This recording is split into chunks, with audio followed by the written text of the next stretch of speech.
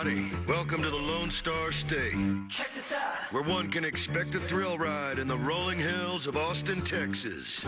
Your future is waiting. As the season heats up, 5 races in seems like a perfect time to add some twists and turns to the mix. What you see? It's said that you don't mess with Texas. Everything's bigger and badder, including this 3.41 mile, 20-turn beauty named Coda. Ain't nothing like you ever seen before. This sheriff's on a roll. Can these other bandits slow him down? Or will a deputy with a bigger star step in and steal the show? What you need? You like what you see? I reckon it's time for a showdown. Let's get her done and find out. What you see? Race day is next. You like what you see? Yeah, I'll tell you who's getting her done. That's 3-time winner Austin Hill. Came into this season saying he had something to prove, and he has done just that. But today, you know what? You can throw everything that's happened so far this season out that window, because up to this point, we've only driven in circles. Today, it could get crazy, it could get wild, and it will most definitely get weird in Austin. As we say hello and welcome to race day here on FS1. Beautiful day out there in Austin, Texas. Low 80s for this Xfinity Series race. I'm Shannon Spake. He's America's crew chief Larry McReynolds, and of course the Daytona 500 champ Jamie McMurray. Every single week we ask Larry what he's looking forward to in the upcoming race, and I got to tell you folks at home, there were a ton of things on his list today. Well, it's hard to believe this is our 6th race of 2023, but this is our first of 8 Xfinity Series races on a road course this year. A couple of major changes for road course racing this year. One, for the first time, we're going to go to the choose rule, and that's going to be huge. We're going to talk about that a little bit later in the show. But the other major change, remember, we started stage racing back in 2017. We're still going to have stages, but we're not going to stop racing. They're going to award those stage points, and we're just going to keep digging. That's going to be a huge game changer for strategy from the crew chief. What could possibly go wrong? Did you say weird? I think Yeah. Austin's always weird. Yeah, right? it's like their slogan. I It's think like their it is, slogan, right? Yeah, not totally. just for this race day. What will be weird is to see someone like Allmendinger go to victory lane. When I look at today, though, if I'm an Xfinity Series regular, I'm so excited that the Cup guys are in this race. You have 5 Cup guys in the race today, and we just saw Zane Smith be able to outrun Kyle Busch. Those wins are so much more special when you get to outrun a Cup Series regular. So fun for these guys to see who can try to beat one of them today. You're looking forward to that choose cone, I'm aren't just you? liking weird. As well. So here's a name we've been saying a lot this week, and that's Josh Williams. Williams has become a viral superstar after he parked his car at the start-finish line last Saturday in Atlanta. He turned the car off, got out, walked through the infield grass, throwing up the peace sign. It made for a fun moment for NASCAR fans, but a weekend off for Williams. Look at this. Oh, my goodness. Oh, my goodness. That's Josh Williams. He has parked his number 92 at the start-finish line. Oh, no. He's walking to the garage. Look at this. What an exit. Wave and see you later. We'll make those hearts a little bit later for Larry and for Jamie. Josh Williams, he is serving his 1-race suspension today. He did release a quote on Twitter. It said that he respects NASCAR, but he stands by all of his decisions that he made in the race and, of course, parking that car where he did. Alex Labay is going to drive the 92 in place of Josh Williams. What do you make of this whole thing, Jamie? I feel like every week at some point I ask you if you've ever heard of a saying, and then I say it and I say it wrong, but have you ever heard You're going to do it again, aren't you? 2 wrongs don't make a right? That's the correct way to say it. That is could be any more true than it is right here. What he got parked for, I don't think was right. And it was a little bit of a circumstantial because of how many cautions we were having in that race. But his car was not that torn up, and I understand why he was frustrated. But he should not have done what he did either. But I don't blame him for being frustrated. I don't think it was the right call on NASCAR's part. Yeah, I mean, NASCAR, they do have a rule, and here you see the car parked right on the racetrack, and he just walks off and leaves it. But they do have a rule that says if a car leaves pit road before sufficient repairs have been made and extends or causes a caution, that they can either put a time penalty or basically tell the driver, you're done for the day. But and I'm all about black and white. But, you know, I worked in the gray area for about 18 years as a crew chief. But I do think there has to be some gray area. You look at all the atmosphere and the environment there. 40 degrees. They couldn't get bear bond. They couldn't get tape. They couldn't get anything to stick to that car. I think the proper thing to do would be, you know what, bring your car to pit road. Do not leave until it's completely repaired. If you do and something else comes off, then we will park you. What'd you think when he parked that car? I was, first off, when he got out, I was like, oh my gosh, don't shoot the birds to the control tower. Because we've seen somebody do it before. And I'm like, what's he going to do? But I liked the way he handled it when he got out of the car. He turns around, he gives like the peace sign to the guys up at the tower. And then as our cameras approached and he does the heart, I just think that this could have went really wrong for Josh Williams. But to me, he's made the most of it. Yeah, and I'm getting like some news in my ear right now that there may have been a security breach earlier today. Let's take a look at what we see here. What do we got here? Well, is that you I'm there? coming to work, and you know what? I'm trying to find a parking spot, and the security guard is screaming at me to park the car. I went, fine, I'm parked. There it is. I'm going to work. You I know, am just listen. blown away that Larry did not drive the Bentley today. I can't believe it. Who painted the start-finish line out there? I think we need to go run across that. I have a start-finish line everywhere I go. You I have do? one. I have a choose cone in my driveway, actually. We should go and check out that choose code, Jamie. All right, time to head trackside and bring in our pit reporter, Josh Sims. What you got for us, Josh?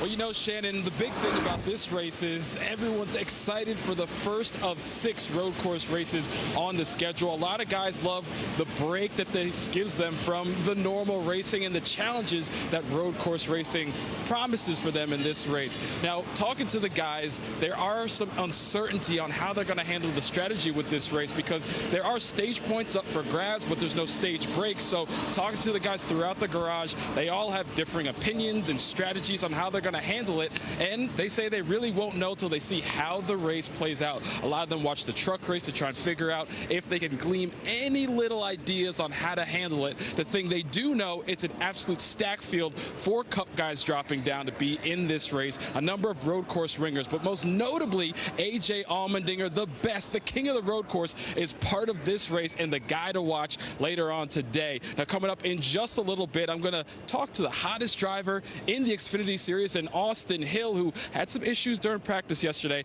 as well as Parker Kligerman, who did the double, so he might have some advice on how to handle those stage points and stage breaks, Shannon. Thank you so much, Josh. Listen, I was a pit reporter for a long time. I could have never walked that far. That was good. To report.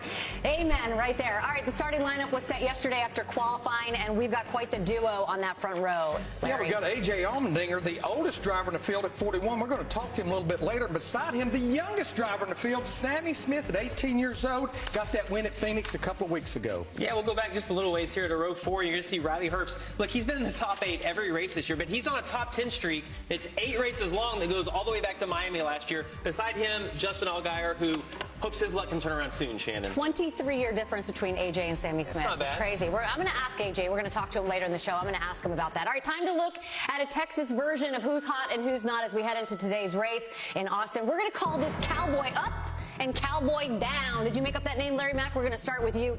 Give me a driver who you think is Cowboy Uppin', which is going on the right side, going up. Well, there's a few of them, but I'm going to go with John Hunter Nemechek and that 20 team.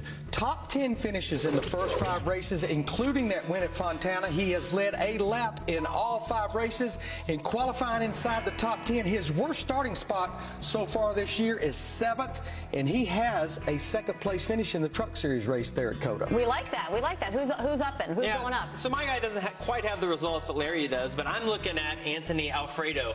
He's been, if you look, just so close to being in the top 10. You see that 14th to 17th the past 4 weeks. Not with the top tier teams, with BJ McLeod Motorsports, but I love his crew chief, Pat Trison, has been around for a long time, and I just think that we need to give a little love to those guys that are just a little bit down. You just want to say fast pasta, don't you? You said it, I didn't did say not. it. Okay, on the flip side, who's heading in the wrong direction? Who's going down, Larry? Well, I had high hopes for Cole Custer, but it's not been good so far. He finished 9th at Daytona, but that's his only finish inside the top 10. His last 3 races, he has only scored a combined 12 stage points. His teammate, Riley Herbst, has finished in front of him every single race, and I thought it was going to get better. Yeah. He qualified 10th. he has to go to the rear because of an unapproved adjustment. Yeah, you're going to go give him a hug next week? He He's needs my a next hug. guy. Tyler Reddick, then Cole Custer. Jamie, who's heading down for you? Yep, I'm going to go down the Justin Allgaier road, and he started the season off running so well. If you look at his results, those first 3 races, a third, second. The last 2 weeks, though, not so good for Justin Allgaier.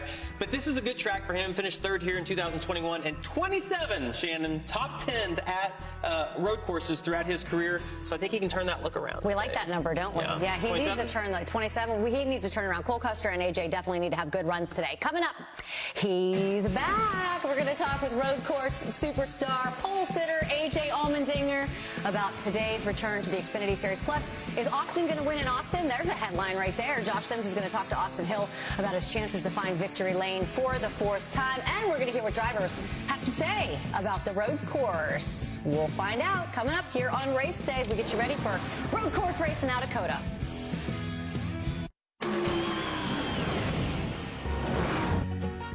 Drive me to Texas, I'll meet you in Austin.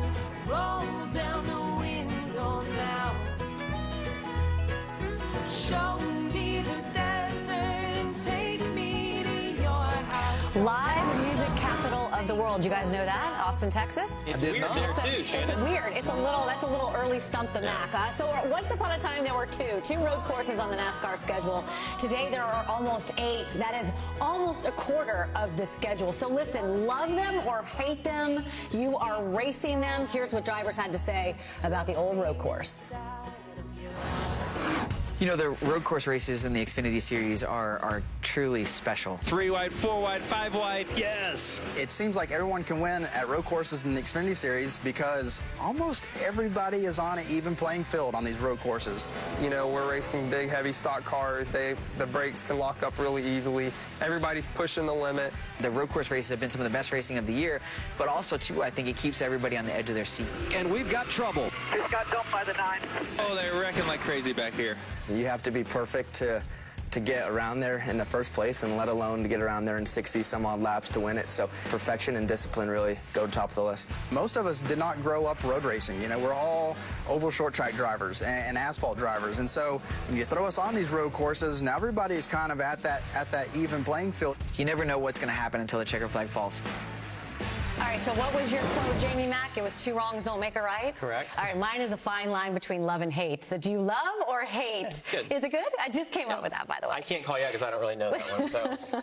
What do you love or hate with the road so course? I always enjoyed going road course racing because I embraced it. And you heard Brandon Jones talk right there that a lot of guys didn't grow up doing road racing. I did in karting, so I really loved it and wanted to go do more of those. I think we might have too many of them now. You know, a few years ago, it was so good that we added more, and I don't know that more is always better, Shannon. So something like that, Things right? come to those who wait. Yeah, Less is more. Less is more. That's what it is. So, yeah, when you think about 8 road course races and a 33-race schedule, that's basically a fourth of the schedule. We used to maybe have 2 or 3 a year, you see right there, and now look at how many we've been running these last 3 years. So you think about 7 in the regular season. That's a lot of points you give up if you don't run well. That's a good opportunity to win a race and lock into the playoffs. And then remember, that 8th one in the playoffs is Charlotte Roval, the cutoff race for the first round. But I think a lot like Cup, with that many Xfinity Series road course races, drivers and teams are starting to embrace it. That's the reason we're seeing so many drivers and teams competitive when we go turning left and right. I sat here listening to him thinking of another quote the whole time. I couldn't get anything. We're all lucky for that. One guy who's emerged as a threat on any type of track is Austin Hill. Can he get it done on the road course? Let's find out what he has to say. He's with Josh Sims. Well, thanks, Shannon. Here with the hottest driver in the Xfinity Series this year, 3 wins, and you were runner-up here at COTA last year. So how are you feeling about your chance to make it a 4th on the season later today?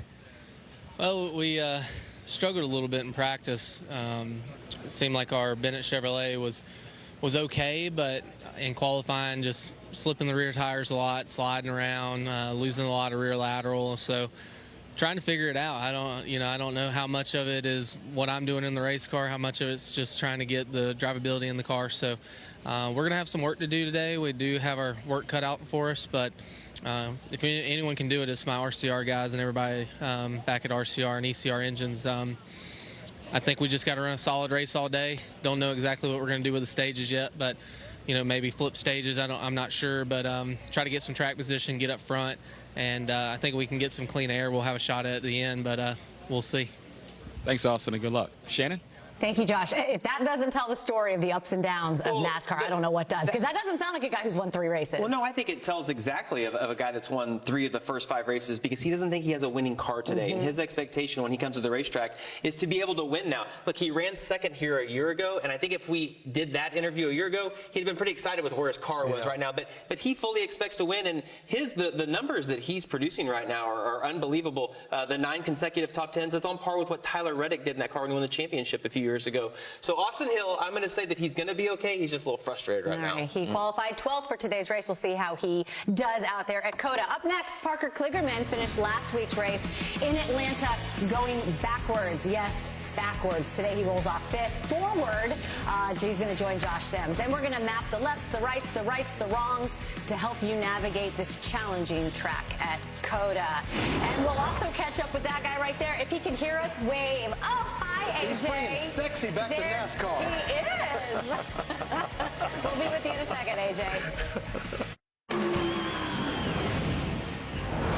Yeah, it's A.J. Allmendinger who drives the number 10 car. He's always a favorite on the road course, so definitely keep your eyes on him today as he starts from that P1 spot all the way up front. So we crunched the numbers the way that Dinger crunches the competition. 10 career road course wins, including 5 of his last 7 Xfinity road course races, as well as 2 Cup road course wins. So you saw him before the commercial break. We've got the Dinger here in studio. Let's go out to him right now. AJ, it is always awesome to see you. And my question is about confidence and the balance of confidence and pressure that you feel when you come to this type of track, because all eyes are on you, my friend.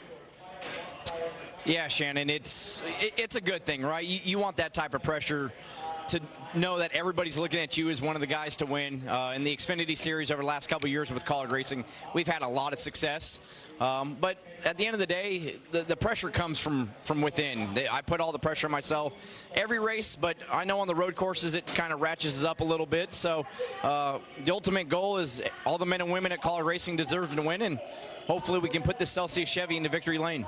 All right, AJ, I got 2 things for you. The first question that I have is all these road courses have a different set of challenges, and I want you to tell me what those challenges are today. The other thing is I saw you take that kind of a sissy sip right there. I want you to chug whatever you're holding right now. Chug.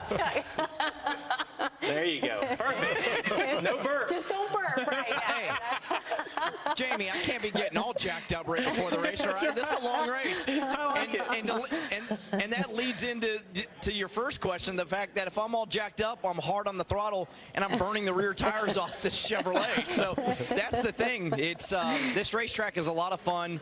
But it really, especially in the Xfinity car, really uses up tires. So it's easy to go out there and set a pace early, but burn your rear tires off too quick. So I think that's the biggest thing is everybody's going to fight rear grip. It's a matter if you can kind of manage it better. With no stage breaks now, there's no real set number of what you have to get to, so it's all strategy from within the team. So just trying to be patient, not overuse the car too early, and have something left at the end of the race. So, AJ, you're one of 5 Cup drivers doing double duty, which is the most so far in 2023. I know first order of business is this car today, this 10 car. But I watched that 50-minute Cup practice yesterday. I know you went out and qualified 7th today in the Cup car, but it looks like you really were searching and struggling in that Cup car. I know it's 2 completely different cars, but it is the same track. Is there anything you can take from this 10 Xfinity car to help your Cup car for tomorrow? Yeah, Larry, I don't think it's so much set up, but laps are laps, right? Jamie will tell you, anytime you can run laps on any type of racetrack, but especially on a road course, get in the rhythm, kind of see how the track starts to change as rubber gets built up on it, things like that. That's stuff that I could take in going into tomorrow. I felt like in qualifying today, and you were right, we were way off on the Cup car yesterday. So we got that Nutrien Ag Solutions Farm Smart Chevy a little bit better. We still got some room to go. There's some fast guys on the Cup side of it for sure. But the focus today is trying to get the Celsius Chevy into victory lane and really just learn as much from the racetrack as I can take in tomorrow. AJ, I was crunching some numbers like Larry Mack likes to do. You're 41. Sammy Smith, who's starting alongside of you, is 18. I told her not to go here, AJ. I told her not to go here. 23-year difference. I mean, you could be his father, my friend, technically. That's okay. It's like a fine wine, Shannon. I know you're right. That's what I know you love fine wine. Exactly. Yeah. So you know how it is. It gets better with age. So yeah. If it makes you feel better, AJ, I could be your dad. But, yeah, and we would have you sip that Celsius again, AJ. But I don't want you like running across the stage at driver intros. So good luck today. Hope to see you in victory lane, my friend. We'll see you soon. Thank you, guys. Always appreciate it. All right. Always love catching up with the Dinger. All right, coming up, what really went down last week in Atlanta with Josh Williams. He's going to give his debrief to Regan Smith. And we're going to have our own version of NASCAR Boot Camp, how drivers navigate every lap of this track. Stick around. He'll be running across the driver intro saying, Jamie Mack, we went from the Dinger to a mullet. That was a heck of a transition. Now pit sign. We'll be right back.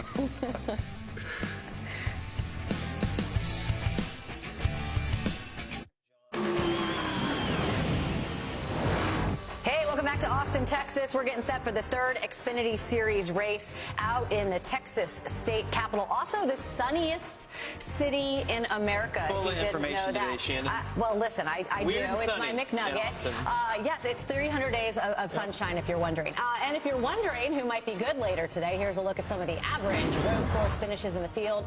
Here were the top 5 last year. So the top 3 right there, they have moved on. So Noah Gragson is not. So that moves Josh Berry and Hill up a few spots, and filling in behind them, regulars Cole Custer, Brandon Jones, and Sammy Smith. So how do drivers navigate COTA today? Well, let's pull up our virtual track map thanks to our friends at iRacing. The 3.4-mile track has 20 turns, Jamie, of all different shapes and sizes. Yeah, let's just start going into turn 1. It's a pretty big climb up into turn 1. And whoever designed this track was a fan, because they made the track really wide getting into turn 1, and so that allows Still these not wide enough. it allows just these chaotic restarts. But that's a first gear corner that you're going to see everybody have to get slowed down. It's harder than it looks. We see a lot of guys overshoot that on the restarts. Once you get to the top of the hill, though, you turn the corner and then you start down the S's, and the S's are again, whoever designed this wasn't a driver, because they're terrible, they're hard, they're decreasing as you go down through them, through second gear, through almost all these corners, lots of elevation change through here. So the S's, Shannon, I think might be the hardest set of turns on the NASCAR circuit. Really? Okay, so you mentioned the choose code at the beginning of the show. Why is that going to be such a big deal today? Well, it's the first time we're doing it at a road course, and we're going to do it for all 3 series. We actually just saw it in the Truck Series race just a little bit ago, and it's a little bit more complicated at a road course because you get the one to go on the backside of the racetrack. Right here, the choose zone is coming off turn 11, going down that long straightaway towards turn 12. And I know you want to be on the inside when you get to that turn 1, but Jamie, I'm telling my driver, just get as far forward as you can. You definitely want to be as few cars in front of you as possible. You want to be as far forward, but it gets so chaotic on those late restarts. I think I want far forward and to the inside so I can have my own destiny. Yeah. Yeah, so I ended at turn 11. I'm going to get us to turn 12. It's the longest straightaway leading up to that point.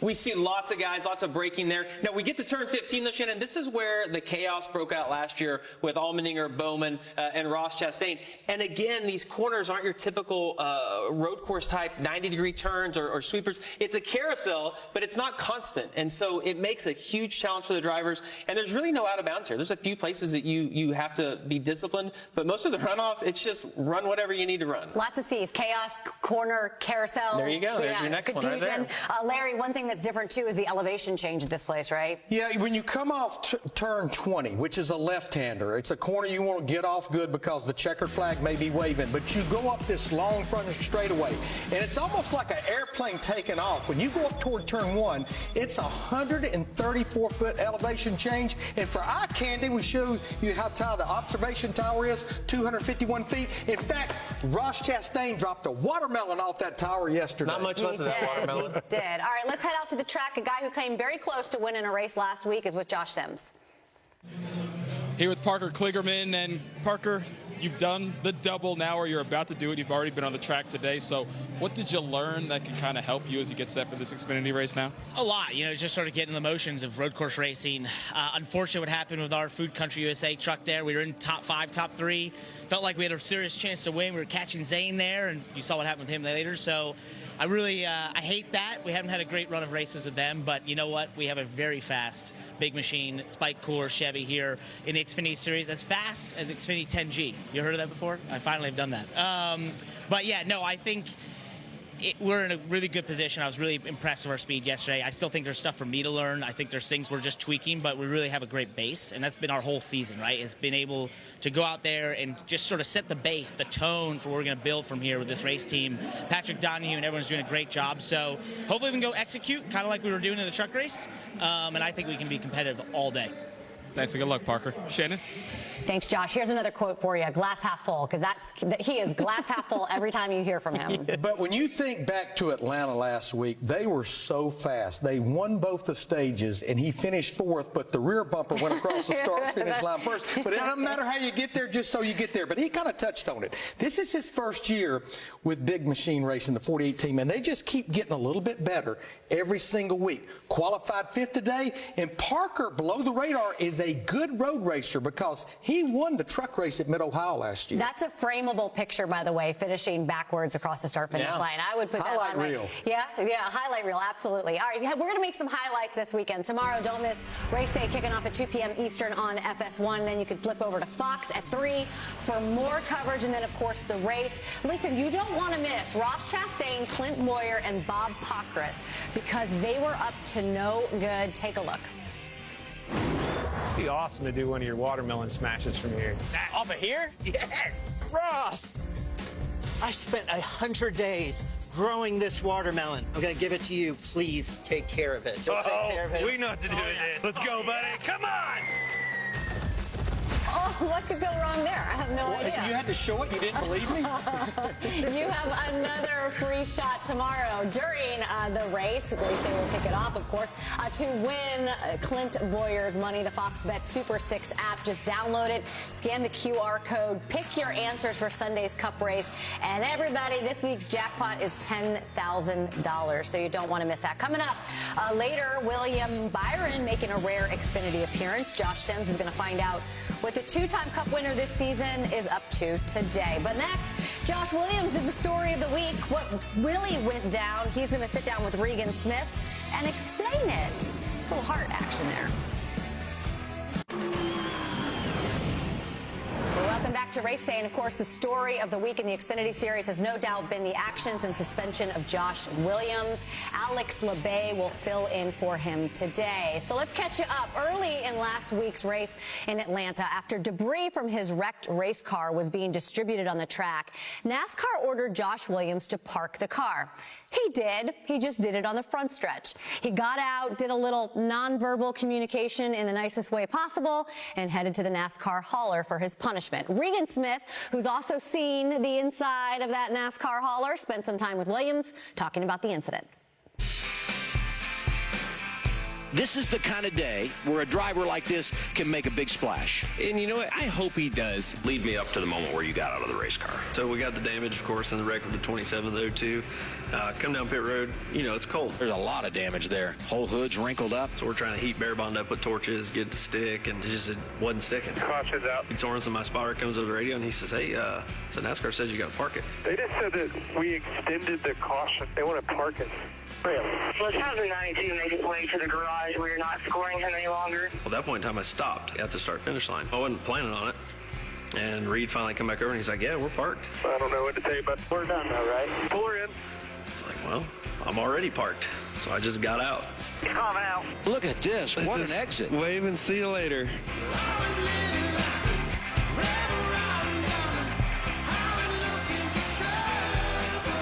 The fans exploded, so I turned around and waved back to them too, and I think that escalated the situation pretty big.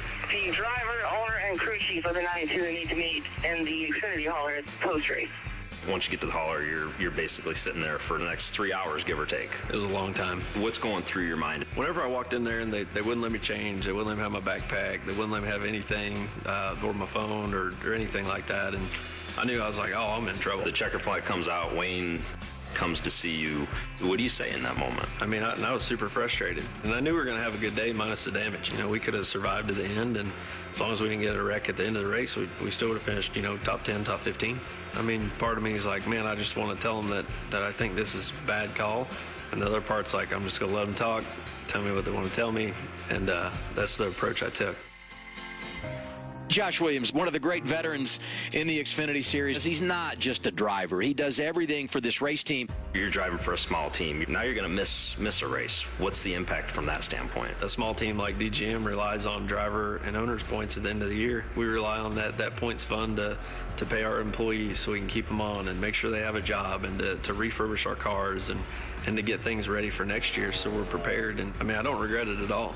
Like, not one bit. To see all the people kind of get behind it, you know, the fans and other drivers, and it was cool to see all that. The punishment fit the crime in your eyes?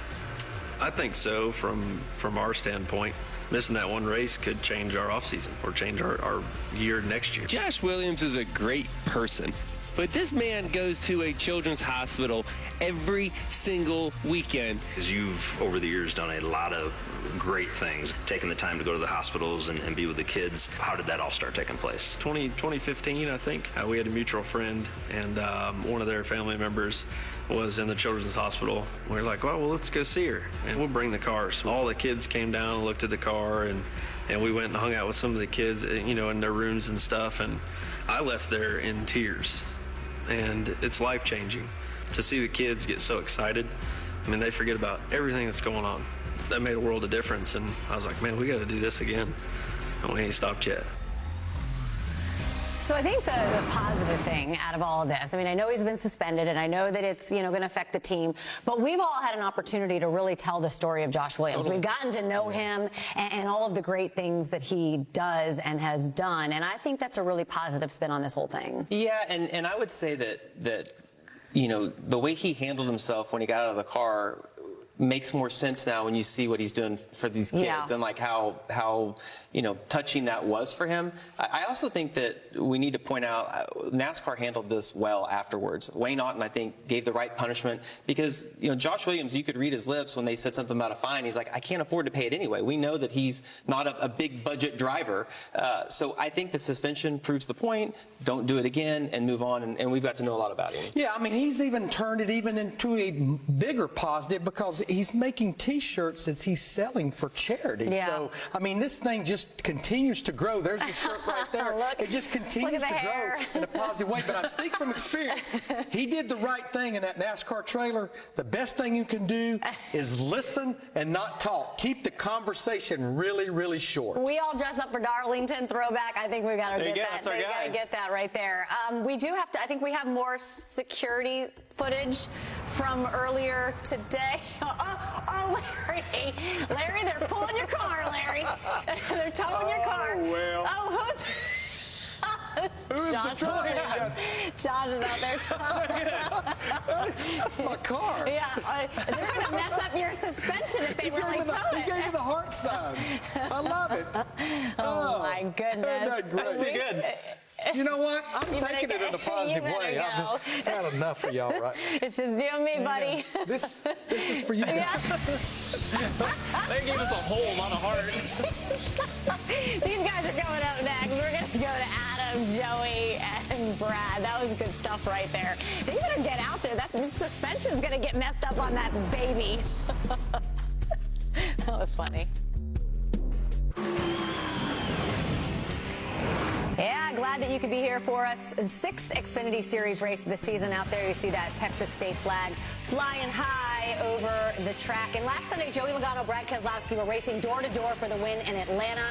Today, they're not on the track. They're in the booth with Adam Alexander. Let's head to Austin now. But hey, listen, before we hand it off to you guys, you know that it's a special year for NASCAR, 75th anniversary. So we thought that we'd rewind the clocks a little bit, way back to both of your Xfinity wins, which happened to come in back-to-back weeks in 2008. We could talk over this, so I want to get your thoughts on what we're seeing here. We see Brad Keselowski, 88 car. Look at you, Brad. Nashville, 2008, Totally buddy. forgot that he even drove for Junior Motorsports. It's been so long ago. Yeah, you remember that though, Brad, right? Oh, yeah, I just want to point out I won my first race before Joey won his first race. You started I think Joey might have been younger, though, Brad, so that counts right Shannon, you're there. supposed to be on my side. It took me 20 or 30, yeah. I think I may have done that Victory Lane interview with you in 2008. Shocking by that I know. news, Jamie Shannon. loves it when I show videos of me doing interviews with him. Take a look at this, guys. Here's your head-to-heads, your tail of the tapes, all the starts, all the wins, all the top tens. Adam, as you can see at the bottom of there. I love they put Adam on the graphic. Zero. Love the number of wins. Yeah, the old goose egg. Let's go up to you guys. Adam, you're looking good in the booth today with that suit and tie. I'm just glad we got a name drop from Shannon. You know what I mean? I mean, the segment is now complete that Shannon has a name drop. And here's a trivia question for you. You guys were 1-2 last week. How many times did you finish 1-2 on the Xfinity side in your career? Ooh, this is a few, especially early I'm in going the to say 12. I'll take the over. 12, I'll take the over. You're on going that. over. Yes. How about 4? Okay. I mean, boy, they nailed it. And now let's go back to Shannon, Jamie, and Larry, because we have nothing to add here. And it was 2 apiece, 2 wins, 2 seconds for each of you. So we got to go at it again. We need one of these race cars to We get in. felt way better about that answer instead than we should have. Hey, here we are running a road course for the first time 2023, the first of 8 on the schedule in the Xfinity Series this year. I want to get your intel. Who's the toughest competitor you ever faced on a road course, Joey? I'd have to say Marcus Ambrose at Watkins Glen. He was an animal at that racetrack, and that was back when we only had 2 road courses. We didn't have COTA. We didn't have all these other ones. It was just at Watkins Glen, and he was so fast, especially to the bus stop. I remember following him one time. I learned so much, and I actually became competitive after following him for a few laps. So anytime you get around a really good driver, that seems to help. That's best answer by far. So if I got to pick a second best, the guy that I always had a lot of respect for on road courses that nobody really talked about was Carl Edwards. He would win all the time on the Xfinity tracks. He won Sonoma. He was a really, really good road racer, and I don't think he had the best equipment. I think he was better than he even showed. Yep, so there you go. A couple of really good ones there. Another one on track today, A.J. Allmendinger, best all time in the Xfinity Series with 10 wins. I don't think he's going to do a backflip, though, if he wins today. Probably not. Yeah. And I'll tell you, I've never see him try. I've never liked Marcus Ambrose. You know why? He gave me a Vegemite sandwich one time. That puts him way down on my list. We're looking forward to the broadcast later on today. You know, Joey's drinking words become animal. Marcus Ambrose was an animal at Watkins Glen. Joey's car at Atlanta was an animal. Everybody's an animal. Cross Vegemite off as a potential sponsor for the show. Thank you very much, Adam Alexander. Let's go trackside where Josh is standing by with driver who's starting 9th today. Thanks, Shannon. Here with William Byron, one of the Cup drivers doing the double dip this weekend. How you feeling about your chances heading into this race? Yeah, I feel good. I mean, HendrickCars.com, Chevy's been really strong. You know, practice yesterday was really limited. I feel like we got maybe 4 laps, but felt like our pace was good. We were kind of in traffic and trying to work through that. Just trying to figure out where my braking marks are. Honestly, going from car to car, the Cup car, you can brake quite a bit deeper. So, and there's azimuth brake fade. So I think all those things, managing all that as the race goes on, is going to be tough. But these things are really fun to drive. They roll a lot and they make a lot different grip than the Cup car does. So I think it'll be an exciting race, hopefully, between AJ and I and a couple other guys. Thanks, and good luck, William. Shannon? Hey, thanks so much, Josh. All right, time for a little Stump the Max. Play along at home if you'd like to. Larry Mack, I don't know how this is possible because I feel like you blew him out of the water last week, Jamie. Well, I know that's the one. Yeah, I know his answers. I just no, don't know that's not the mine. one. All right, Larry, who won the first Xfinity road course race ever run?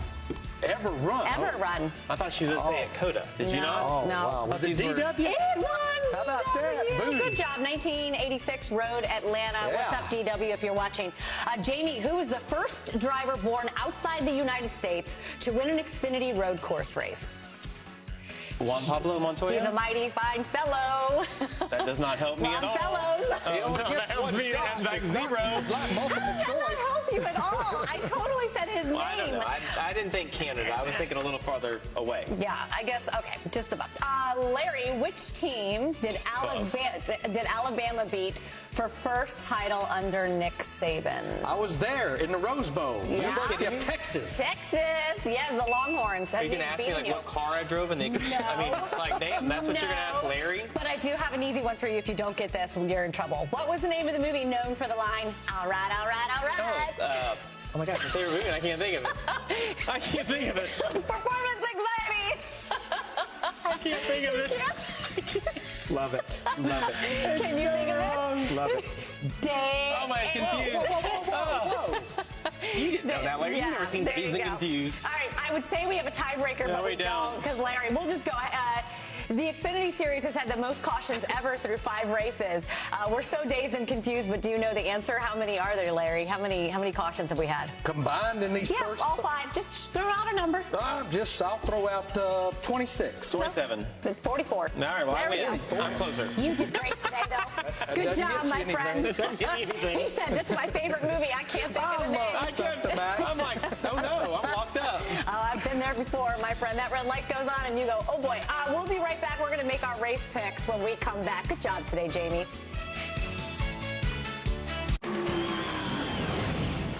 All right, all right, all right. We are back and getting ready to road course. That was for you, Jamie Mack. It's Dazed and Confused, in case you're curious. Good job. Second time, a charm. We are getting you ready for the first road course race of the Xfinity Series season. And when drivers are ready, too. Yeah, there's Sheldon Creed. Great qualifying effort. Qualified 4th. Coming to life here. Top 10 in 2 of his last 3 races.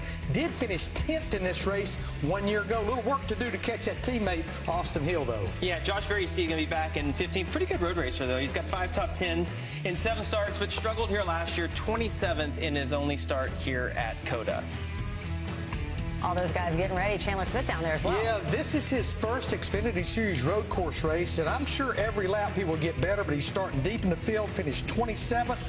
Rough day at Atlanta last week, though. 28th after 3 consecutive top 5 finishes. Yeah, and I know we talk about Austin Hill having all the momentum, but Riley Herbst has been incredible this year. Super consistent, finished 8th or better in all of his races. Getting his picture taken with a little cowgirl right there, Shannon. Seems like everything's living right for that boy. Awesome. Yeah, Carson Hocevar making his Xfinity Series debut. I love this guy, but I mean, I'm used to seeing him in different kind of hats. Well, yeah, I was going to say, I am missing the different hats for sure. Well, I'm going to tell you, I've met Carson Hocevar, and he's almost twice as tall as I am. Like, you don't realize that when you see him on TV. I ran into him one time, and I'm like, wow, I don't know how you can even get in the truck. I think everyone's taller than me, though. Doing double duty today. That's a busy day. All right, time for our race picks, okay? I'm going to go first, and so I just, I went with our guy, A.J. Allmendinger. It's a no-brainer. We talked to him earlier in the show. He's so good on road courses, won 10 in the Xfinity Series, a couple in the Cup Series. He's my guy, Larry. Well, I play by the rules of I'm going to pick an Xfinity Series regular. So I'm going to go with the 18-year-old that's on the outside of the front row, Sammy Smith. Again, fast everywhere he goes. Got that win at Phoenix just a couple weeks ago. I am going to go with Ty Gibbs. Oh, you're on the same bandwagon as her. Three Pick wins. a Cup driver. Why the not? one thing that I have learned about working with Larry is that he makes the rules up that fit him, not necessarily what fits the team. He does. I'll agree with you as long as it works in my favor. Let's go trackside for opening ceremonies. Good pick, guys. Ladies and gentlemen, at this time we ask that you please rise as you are able and remove your hats as the Austin Travis County Emergency Medical Services Honor Guard presents our nation's colors. Please remain standing as the Chief Operating Officer of Pit Boss Grills, Jordan Thiessen, offers today's invocation. Dear Heavenly Father, thank you for bringing us all here together today on this beautiful day. We thank you for this country and for the blessing it is to live here. Thank you for our first responders and our military and for how they protect our freedoms. Lord, today we ask that you would protect the drivers and the crews. And we ask for a great race. And most of all, I just want to thank you for the hope we have in you, that you sent your Son to save each one of us. And it's in his name we pray. In Jesus' name, amen. Here to honor America with the singing of our national anthem, please welcome Christian recording artist Peyton Keller. Oh, say, can you see by the dawn's early light what so proudly the twilight's last gleaming, whose broad stripes and bright stars through the perilous fight.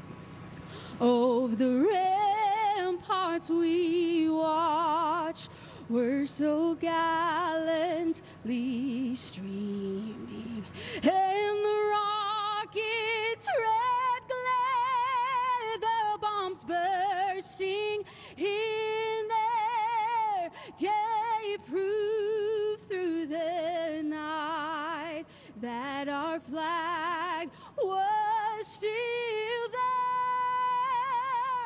Oh, say does that star-spangled banner yet wave over the land of the free and the home of the brave. We're getting ready to race in COTA. AJ Allmendinger leading the field to green. Brad Keselowski, Joey Logano, Adam Alexander after the break. Enjoy the race, everyone. It's been a wild start to the season. Dominant performances. And some unexpected finishes. Look at this. What an exit. Wave and see you later. But today, a new test awaits. It's a road course rumble in Austin. Green flag, green flag. Go, go, go, go, go. He's going. Really good set of corners right there. And the way I see it, you have two options here. Either run up front or get run over. Crazy, chaotic. Oh, my goodness. So let's have some fun. Fox NASCAR in Austin, Texas, 30 minutes from downtown, sets Circuit of the Americas, a state-of-the-art road course. And today, NASCAR Xfinity teams racing here for the third time. And look who's in the booth, the dynamic duo. They were 1-2 on track in the Cup race last Sunday at Atlanta. Joey Logano gets the win. Brad Keselowski comes home second. Appropriately, Joey looks happy here, and Brad looks intense. Welcome into the booth, everybody, with the fellas. I'm Adam Alexander. You're going to have to perk up if you're going to be with us today. And you know what? The star of the show, the drivers, but 1A on that list is the track. Let's take a look at this layout. 3.41 miles. You make that incredible climb, 130 feet up to turn number 1, Joey. Turn 1's a tight turn, very slow, lots of passing opportunity. As you go down to turn 2, turn 3, into the S's. The S's keep getting sharper as you go through the corners, downshifting, and then finally accelerating out of turn 9. Yeah, and that brings you over to 10 and 11, hairpin corner, one of the best passing corners on the track. You're going to see a lot of action there. And turn 12 today, very high speed, very good chances to outbrake people and work your way to the carousel. The carousel, long sweeping right-hander, a lot of lap time able to make there into 19 and 20 is your last chance to go for the win. What is the balance of patience and aggression today? Because you got to go, but you also have to be there at the end. Yeah, this is an easy track, Adam, to get yourself out of position on the racetrack. We talked about the S's. You don't want to get a penalty there. You get racing too hard side by side, it's very easy to get yourself in trouble. He's always smiling. I'm always smiling. Can you smile? I mean, you were so intense in that look earlier. I know. Well, we'll see. If I win tomorrow, I have a big smile. Relax. Have a good time. This is your golf game. It's a Saturday in the booth. The NASCAR Xfinity Series coming your way from COTA. Let's go trackside and get the command of Fire Engines. All right, race fans, it's time for the most famous words in motorsports. Here to give the command, please welcome Justin Becker, representing USA Today, and Danson's company-wide raffle winner, Zandria Hunsaker. Drivers, start your engine!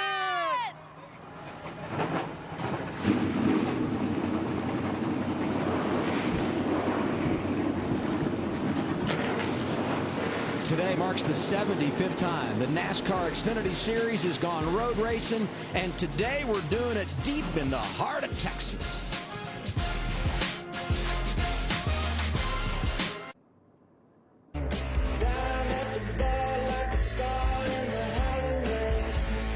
Today, the city of Austin becomes the city of NASCAR. The world-renowned Circuit of the Americas. We are ready for the show at COTA. This place really is about momentum. Wow! And there's trouble. Look out! This is the racing that I came for. A.J. Allmendinger does it at Circuit of the Americas. Such a fun racetrack. And when you come here, it's not just a race, it is an event.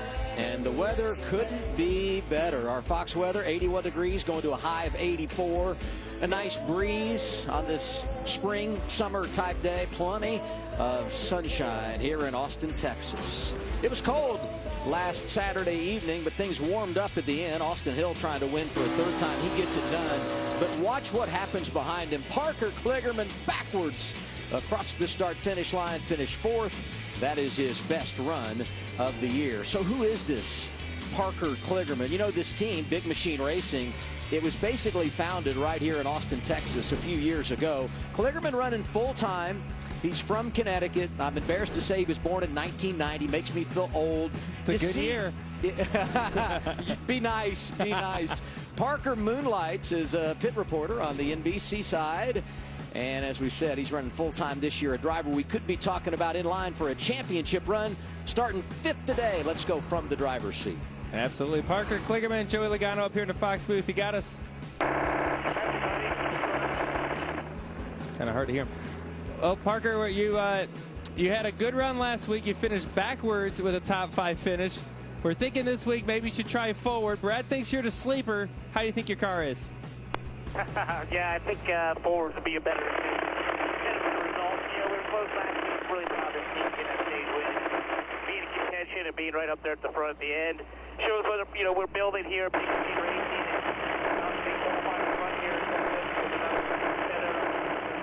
I'm excited about today, though. I think we've got a great race car. We can be competitive.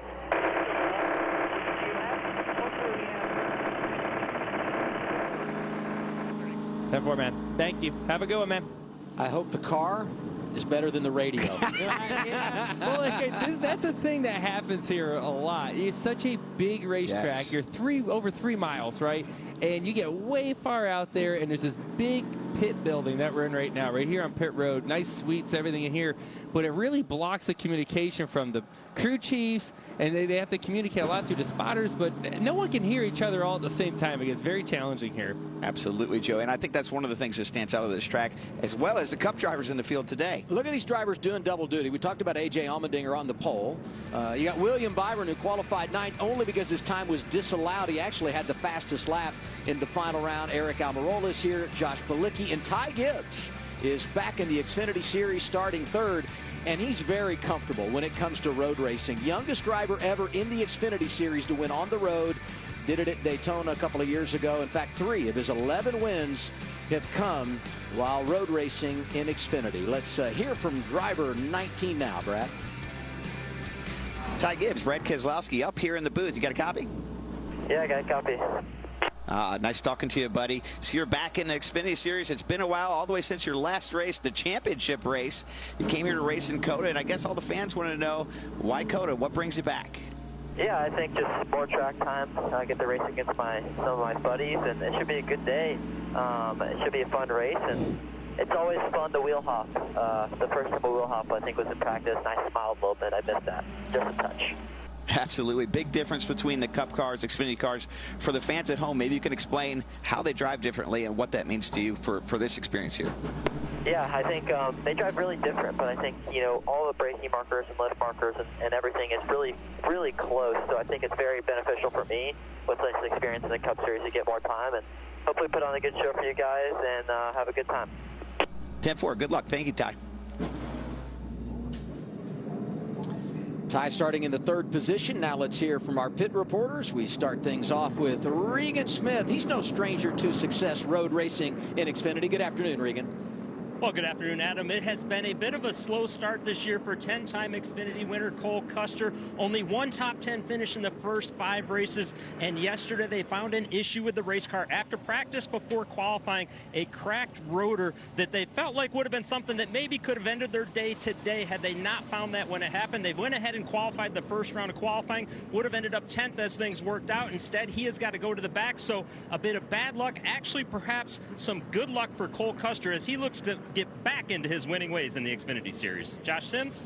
Well, speaking of winning ways, Regan, all eyes are going to be on A.J. Allmendinger in the 10 car, coming down from the Cup Series to take part in this race. You can call him the king of the road course. He's got a whopping 10 road course victories in the Xfinity Series. He won this race at COTA last year, finished second the year before, and oh, by the way, he's on the pole for this race. The scary thing about A.J., he said he went back, looked at the spots where they were weak last year, and he feels they can actually be better. Yes, better at this race than what he did last year when he won. And you know, AJ's a guy that everybody looks at to always win when he's on the road courses. A lot of pressure on him, but he said, hey, no one puts more pressure to win these races than he does on himself, guys.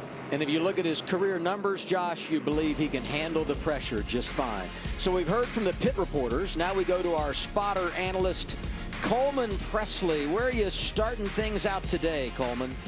Hey, Adam, over here in the brand new spotter stand over in the turns 9, 10, and 11 area. The importance of this stand right here, it's brand new sight lines from what you've seen in the past. I think the #1 priority today for road course racing in general, over to my right on the backstretch, we have the choose cone today. It's going to be really important for these secondary spotters to get used to the choose numbers, how you count the cars, make sure you're not giving up unnecessary rows. It's going to be a very important job for these secondary spotters. From doing the truck race earlier today, it's very hot out, not very many stage breaks, not many cautions. Got to keep your driver focused. Whenever you see him make a mistake, one of the 3 spotters on the track is going to do their best to try to get him refocused. Look forward to watching the race today with you guys. Coleman, there's a rumor going around there were some snakes in the parking lot over there. Is that true?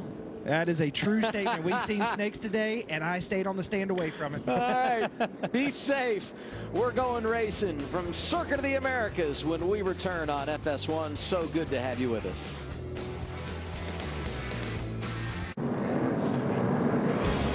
Getting close, just about time to start part 2 of our NASCAR doubleheader. Congratulations to Zane Smith, won the Craftsman Truck Series earlier today. You watched it live on FS1. Now it's these Xfinity teams ready for 46 laps at COTA.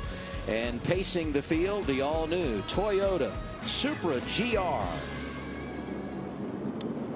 And you guys are about to see something on the initial start here. The way they designed this racetrack, turn 1 is so wide. They have the inside curbing about 6 lanes wide to where there's a lot of opportunity to go 3 wide, 4 wide, even 5 wide as guys decel into that corner. You're going to see that on every restart today.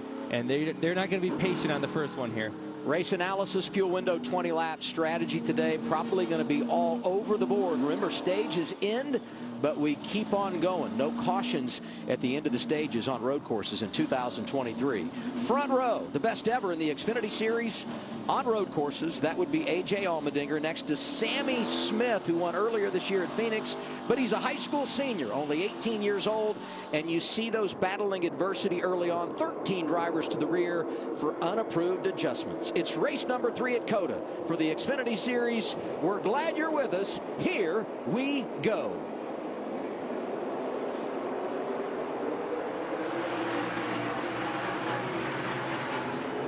Nice drag race down into turn 1. On your left there. On your left. Stay in the middle here. Here's what we talked about. They're 4 wide before they get in the corner.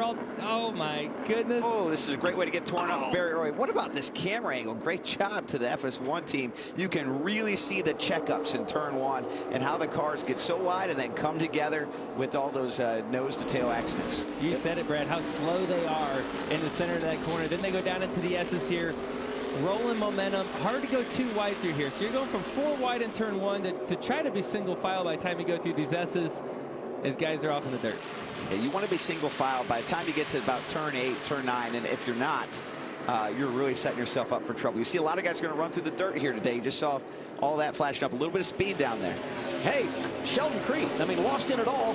The 2 jumps to the front, gets in front of A.J. Allmendinger to begin this race. Yeah, I don't even know how that happened. Started fourth, comes to the lead. I would not have picked fourth place as taking the lead on the start. But A.J., he's going to try to get this lead back really quick, I think, Joey. And this is where he's going to have an opportunity. He's going to get that big draft down the straightaways. Xfinity cars draft pretty well. And then he's going to try to outbrake him. And he's still on the straightaway here, by the way. It's very long. There you go, peeking a nose out, Joey. Thought better of it. Maybe a little too far back, a little early in the race. The 2 also got in there pretty good. He got in there really good. Sammy Smith started on the front row. He's fourth, so he's settled in right behind his teammate Ty Gibbs, who won the pole here a season ago in this Xfinity race. How impressive has Sammy Smith been? He's been in contention at AJ. Like we said, he wasn't going to wait. He's going to put it down in there. Possible crossover here. Sheldon trying to get back to his outside. AJ's going to be able to secure that spot. Surprise, surprise, new leader. His name is A.J. Allmendinger. AJ is just such a good road racer. He drives the car so hard. That's something you'll see from him. It just pushes so hard. And here's a replay of the restart here, or the initial start. You see the 2 of Sheldon Creed there. 3 wide on the top. Gets a little tag in the left rear. Still able to accelerate off the corner. Going to run Sammy Smith out here just a little bit. There's an art to that. Both of the Sams went wide. Sammy Smith, Sam Mayer. Oh, in the back, Almirola gets spun out first lap. Driving that 08 for Bobby Dotter, getting some extra time this weekend. Oh, you see a lot of damage. It looks like the 8 car, Josh Berry. I thought I saw him in that turn 1 checkup, but his hood looks really wrinkled here. Well, if you go back to a year ago, Josh Berry, he was involved in an accident on lap 1, really didn't get the experience he needed, and there is confirmation that Tire Pro Chevrolet is all beat up. You know, his teammate Justin Allgaier, one of those that had to start in the rear, so Junior Motorsports fighting an uphill climb early. And you watch them go through the S's there now. Remember, there's a rule. You can't have 4 tires on the other side of the red and white curves. Only in the S's. Only in the S's. Right here, this view, it is okay. But NASCAR is going to be watching that all day long. And if you go too far, you got to pay the price. And we've seen it. I mean, it happened a couple of times in practice yesterday. And then it was big in qualifying. I mentioned it earlier. William Byron had the fastest lap in the final round. Would have been on the pole, but he cut the corner between turns 3 and 6. His time was disallowed. There's a ton of damage to Josh Berry's car. You just saw that right in front of Cole Custer. It's really par for the course, though. I talked about what happened to him here last year. He's had 4 consecutive top 10s this season, really, despite the fact that something has gone wrong each and every week. And this is for second. Sheldon Creed has it, and Ty Gibbs, the reigning champ, getting aggressive. It's so important to establish track position when you can. When you look at the best road racers, it's not the fact that they go fast. That's one part of it. But the way they race, to me, is what always stands out. How they're able to make passes, make moves, and just move up through the field with a car that's maybe similar on speed to others. Now, it's pretty apparent here that 19 is faster than the 2. Sheldon's not going to let him have it, but Sheldon was really struggling right there through that long sweeping carousel. And Gibbs has been very patient here. He's had a few opportunities to really send it down in there. He's been very patient with Sheldon because I think he sees the weakness and knows it's a matter of time. And it's going to be a good opportunity in the 1 here for him. Yeah, getting some good advice from a spotter there to be patient. Right side. Right side. Clear. Clear. Textbook move. We talked about at the start of the race. Turn 1, one of the best passing zones on the racetrack. But look, he's already almost 3 seconds behind race leader A.J. Allmendinger. So you get held up, you pay the price. Josh? Yeah, and a tough break for the 8 car of Josh Berry. And Adam, you talked about the fact that he had damage to the front of his car early last year. It seems like the same thing happened again. The team thinking it was contact with the 17 that put damage on it. And I talked to Josh Berry earlier about it, and he said, hey, I feel much better this year about my car and everything heading into this race. We just need a clean race. And there you see it right there. Contact with the back of William Byron's car. It's deja vu all over again for the 8. And I'm not so sure William Byron didn't get into the back end of the 98 of Riley Herbst. Let's keep an eye on that 17. Very fast yesterday, but not climbing early as I would have anticipated. So we'll see what they do over the long haul.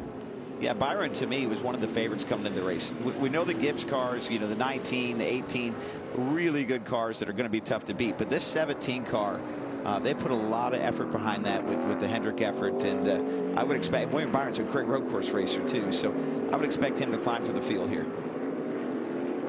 And he asks, is AJ running hard? Well, I think so. His tires are smoking down into the corner. He's running hard. Look at him work away in here. One thing he knows about AJ too, he shifts a lot. Where other drivers are willing to leave it in a gear and maybe bounce it off the rev chip a little bit, AJ seems to always grab that gear and get a little bit extra and do the extra shifting, the extra work for the speed.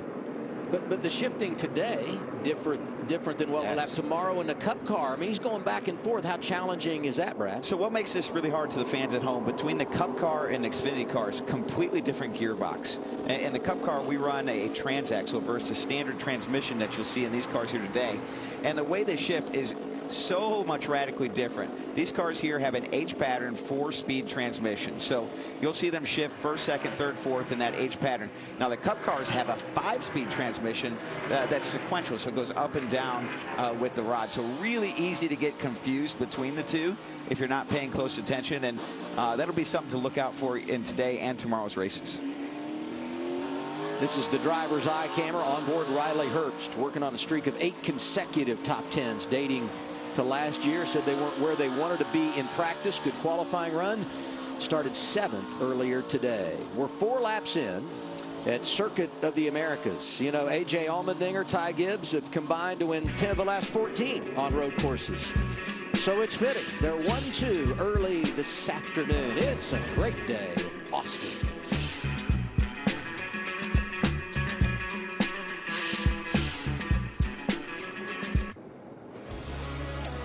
Working lap 5 of 46 for the NASCAR Xfinity Series here at Circuit of the Americas with Brad Keselowski, Joey Logano. I'm Adam Alexander. So far, it's been A.J. Allmendinger in command of this race. 3.5-second advantage over second place Ty Gibbs. Sheldon Creed third. The rookie Sammy Smith is fourth. And a nice day going for Austin Hill. 3 wins this year for the driver out of Georgia. And hey, we had some big names starting at the rear. Plus 13 for Cole Custer. Had some brake issues after making it to the final round of qualifying yesterday when they fixed their problem. Unapproved adjustment. But he served notice he is fast, and not too far behind him on this list. Justin Allgaier plus 9, another driver that's come from the rear today. Cole Custer, a very strong road course racer. Nice run here last year with 3rd place finish. He's looking for 2 spots more. It's work cut out for him here at the start, but doing a good job. Give a call to Jeb Burton, running 11th. And he had a top 10 going here last year until he was penalized for cutting the course in the S's. And right behind him, Sam Mayer looking for his first career win, driving the 1 for Junior Motorsports. You talk about cutting the corners. This is kind of the area we're talking about. These are the corners that NASCAR is looking for. Turn 3, 4, 5, right there, and then this last one right there to the right. Those are the corners that NASCAR is looking at. You can't have 4 tires on the other side of red and white. After that, have at it. They can cut them as much as you want. And you see that as they come into turn 9 here, you're going to see 4 tires up underneath that curb, all the way into the dirt. So where you can take advantage of it, you'll see the drivers definitely take advantage of every piece of real estate they got. And I think it's important for the fans at home to explain why those corners, why not the other corners, Joe? Well, if you straighten those areas out, you can carry so much more speed into those S's. And, you know, at some point you got to draw the line of, when is too far, right? Our cars can absorb curbs very well, where other sports cars and road course type cars can't run over those curbs quite like that. But our cars, we can monster truck right over those things. And so you got to draw a line somewhere before we just go straight through all of it. How about a 2-for-1 here? 3 wide into the corner. Justin Allgaier said, I'm going to get me some. That's his teammate Miguel Paludo in the 88, and the 07 Carson Hocevar making his first career start today in the 07 for Bobby Dotter. Those are the best moves. When you get a twofer down into the corner, get 2 of them for the price of 1 in one corner. It's the most efficient way to pass. It's a BOGO, right? A buy one, get one for Justin Allgaier.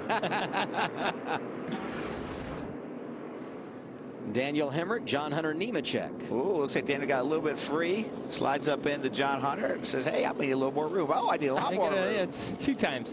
He had a lot of wheel hop. Go down in the corner. That's like I said, big braking zone. And a lot of times it's kind of like I'm going to brake after you. That's what some people do when you go into these braking zones and you're going to pass. They just, wherever you brake, I'm going to go a skosh further and try to outbrake you. Well, and then you start getting yourself in trouble, wheel hop. And once the wheel hop starts and you see the rear tires of Hemrick's car bouncing off the ground, you have to release the brake. You have to find ways to keep the rear end of the car settled back down. And at that point, now you're too fast. You're going too release fast. The brakes, yes. And you're just in trouble. Yeah, it's not good. If you're watching the scoring pylon and you don't see your favorite driver, it might be because they've been penalized. We've had a couple for shortcutting the S's. 39 of Ryan Sieg. He was 23rd. We also got the 44 of Sage Karam. So both those drivers had a pass-through penalty. And NASCAR doesn't want to penalize cars and drivers. I think that's something to say. At one time, a couple years ago, we used to have strips there, so you couldn't run down. Joey talks about how these cars run through the curb so well. Because of that, NASCAR came up with what were called the turtles. The problem with the turtles is they were completely destroying the race cars. So, this is the compromise that I think the teams in NASCAR came up with. I don't know if there's a perfect solution, but we're trying our best here. Last week's winner, Austin Hill, 5th right now, Josh. Yeah, and Austin Hill having a great season so far, but not feeling great going into this race about the car or the handling right now, coming over the radio, saying he's having an issue going from first to second gear. And remember, this is a guy that was runner-up here last year, so he knows he's strong, but still not completely happy with the way that car is right now. And just lost a position. William Byron is on the move and trying to bring Parker Kligerman with him. 48-21 at the front last week to end the race at Atlanta, and they're racing for position here.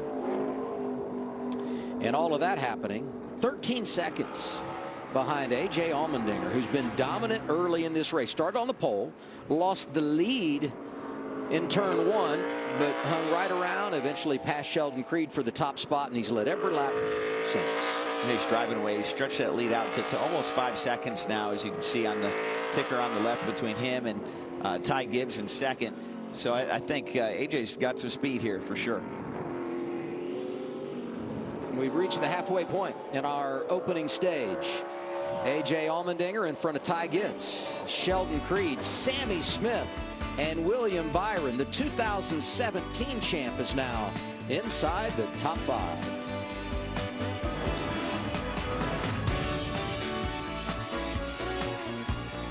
There's a thin line in the NASCAR Xfinity Series between winning and losing, between being the future and being past, between headlines and tailspins, between making history and being it, between the sweet taste of victory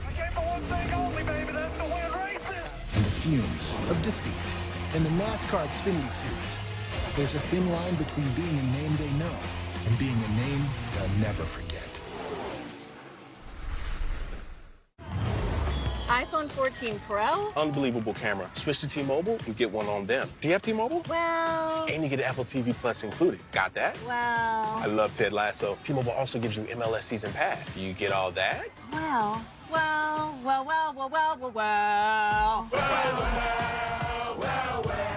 Join T-Mobile and get the powerful iPhone 14 Pro with Apple TV Plus and MLS Season Pass on the Apple TV app. All on us. For 46 years straight, more of you have trusted Ford F-Series trucks to help save the day, stretch the weekend, haul, or tow. Just about anything, anywhere. That's because they're built Ford tough, and it's why Ford F-Series are America's best-selling trucks 46 years straight. And for that, we thank you. Because this isn't just about our capability, it's about yours. Here's a little tip for all you aspiring fishermen. The easiest way to catch wild, humongous, already deep-fried fish is with $5 in your wallet and a brown paper Arby's bag. Arby's, we have the meat. In 3 weeks, The Real Deal is back with a new season of the USFL. Reborn from the OGs, this is Driving's USDA primetime football. Just ask these guys. You better recognize the real. Except no substitutes. The USFL. New season begins April 15th on Fox and NBC. Much has changed over our 75 years. But the one thing that never does, that feeling you get when the race begins again. Under caution here at Circuit of the Americas, the 07. That's Carson Hocevar said earlier making his first career start. Blaine Perkins and SS Greenlight Racing parting company this week. So bring in Carson Hocevar, who ran the Craftsman Truck Series race earlier today. Been a tough day for him. He was 34th in trucks, spun into the gravel trap, and really never was able to get it going from there. And now early problems in the Xfinity race, and now we're going to start to see our first wave of potential strategy. Oh, wow, a lot of guys coming. Pit road is open, and they are heading down, Regan. Well, Adam, this was a scenario a lot of teams talked about, wondering if we would get this caution right about now, and they mostly said they would come to the pits. The 17 car of William Byron, of course, on the pole for tomorrow, but getting some extra laps today. His race car a little bit free with the rear of it right now, and the 19 car of Ty Gibbs also a little bit free with the rear. A common theme up now pit road. Josh? One update of the 2 of Sheldon Creed electing to come in now and get those 4 tires and fuel. Been feeling good about his road program with that team so far, and a strong run so far for the 2. Everyone that pits here, and this is, back to the strategy thing that Regan was talking about, you're trying to get in these windows. You pit here, you're in a window then to do it on one more stop, just to confirm everything we're talking about strategy-wise.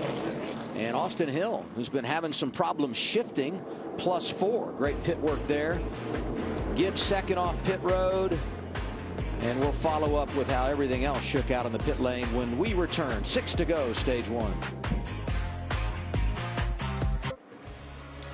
We've wrapped up caution number 1 here at COTA. 8 drivers elected to stay on the racetrack and not pit. Among them, the driver that's dominated, A.J. Allmendinger. He will restart on the front row here with Parker Kligerman. And we will be at 5 laps to go in the stage when we return to the green flag. And you thought the initial start was crazy. Wait till you watch this. You got cars with older tires up front. You got cars with new tires behind them that are going to be aggressive. They're already aggressive before they even get to the braking zone, as they're 5 wide again into this corner. Yeah, what I'm looking at here is Ty Gibbs. He is the furthest car forward with new tires, and he's getting used up off of turn 1, 4 wide. That's going to allow Sheldon Creed here to roll his outside. Now he'll be the first car, I believe, on new tires. Keep rolling. You're good. Down to 2. Just 1 out. Really, new tires should be a huge advantage for his first few laps on restarts if you can get clear of the traffic. So the first guy to break through has a shot to run down A.J. Allmendinger here and win this stage. And those new tires are worth a lot, but when you get into these S's here and there's other cars around you, there's nowhere to really go. You have all this potential in your car, but you're stuck. You're stuck behind cars, and you've got to wait till you freeze up a little bit, and you can outbrake them here into the 11 here in the next corner. I like what I see out of Sheldon Creed, all the way up to 5th already. What do you have, Coleman? Hey, Adam, I've made my way over here to turn 1, the primary stand. That restart was nuts. You guys seen it on TV. The things you as a spotter you got to be looking for is, 1, where's that first row of tires? You've seen Sheldon Creed make the big move to the bottom into turn 1 right there. That's going to happen all day. What's hard about this view right here is it's really hard to tell as they crest the hill exactly how many cars are to your left and right. So what Sheldon Creed did right there was awesome. He did one extreme or the other. He went all the way to the bottom. He knew no one could get to his inside, and that's why you see him making forward progress now. That's good stuff. I mean, turn 1 strategy as a driver is pretty important. And, the further to the left you get, it's good, but the corner gets really, really sharp. And you almost got to back up to get around the corner. It gets really, really sharp because you get pinned on the exit as well. So you just got to be smart about how you get through all that. And, you want to be aggressive and get the move done, but you also got to have a car to finish the race with. Yeah, exactly. So it's pretty tricky. And we're still pretty early in this race. In this strategy, Brad and I were talking about it a little bit during commercial. You see A.J. Allmendinger, he stayed out. Most of the other really fast cars that were in contention all pitted there. I don't blame them for doing that because they realize how fast A.J. is. Let's just do something different, and maybe at some point we can bury the 10. I think that's what they're hoping. Well, and whenever he does pit, I mean, he's going to lose a ton. Oh, there we go. Track position here. Sheldon taking another look here at the spotter's view with Coleman Presley. You see Sheldon Creed trying to get up to 3rd here on Riley Herbst. And he's going to get it, too. All of that was set up with that turn 1 move we were just talking about. Turn 1 a little bit.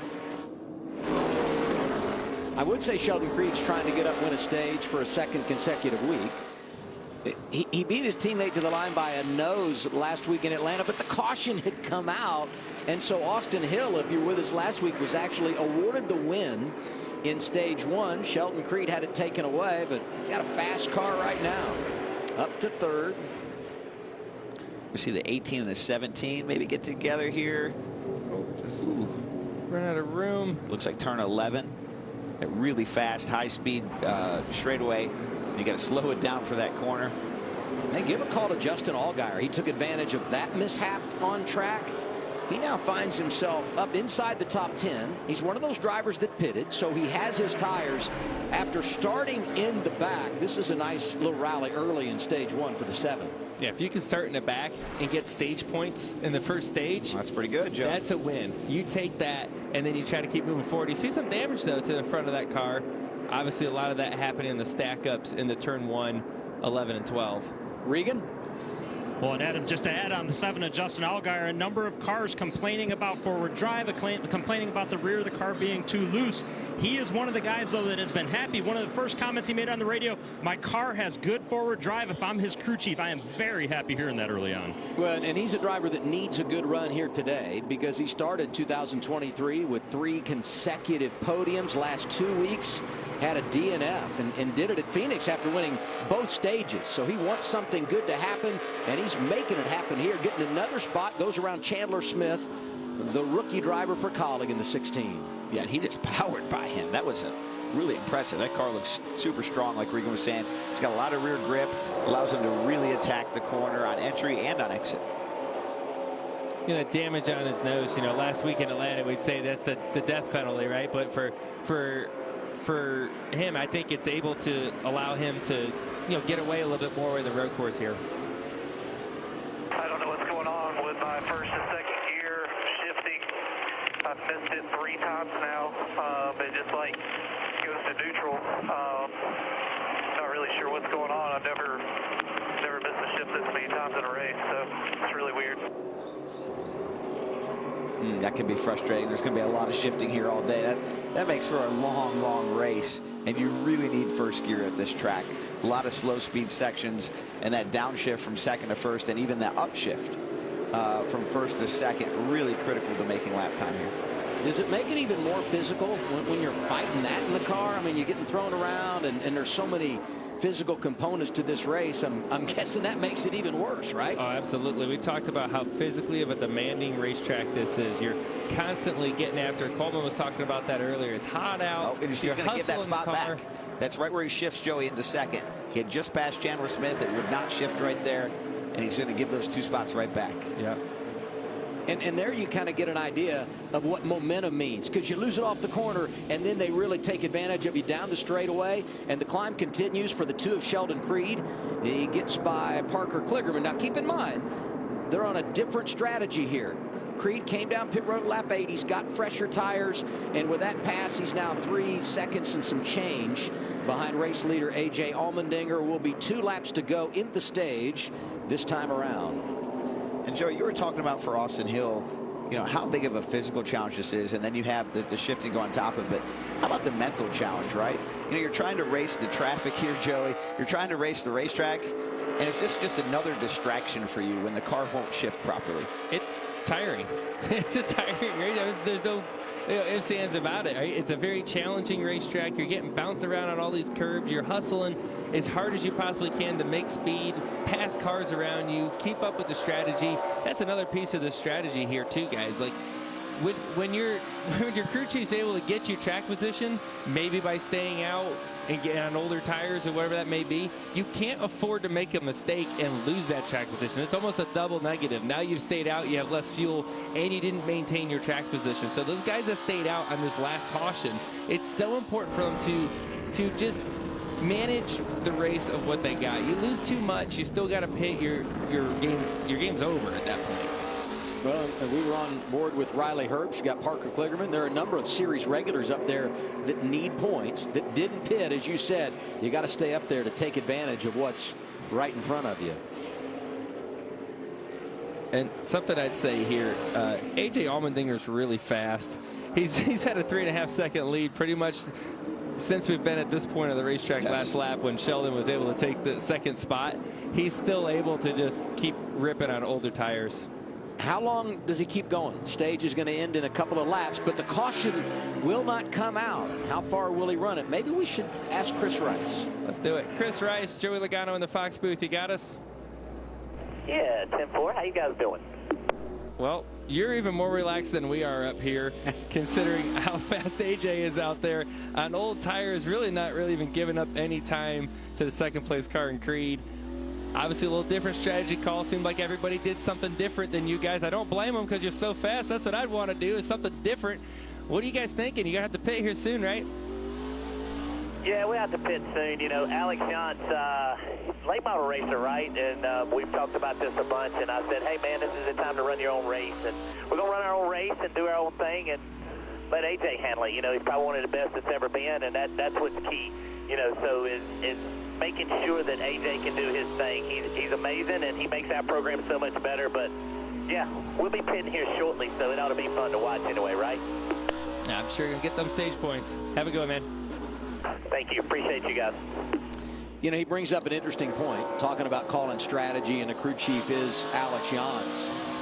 And, you know, AJ was on Race Hub this week, and he talked about the pressure that comes with running a road course because the expectations are so high.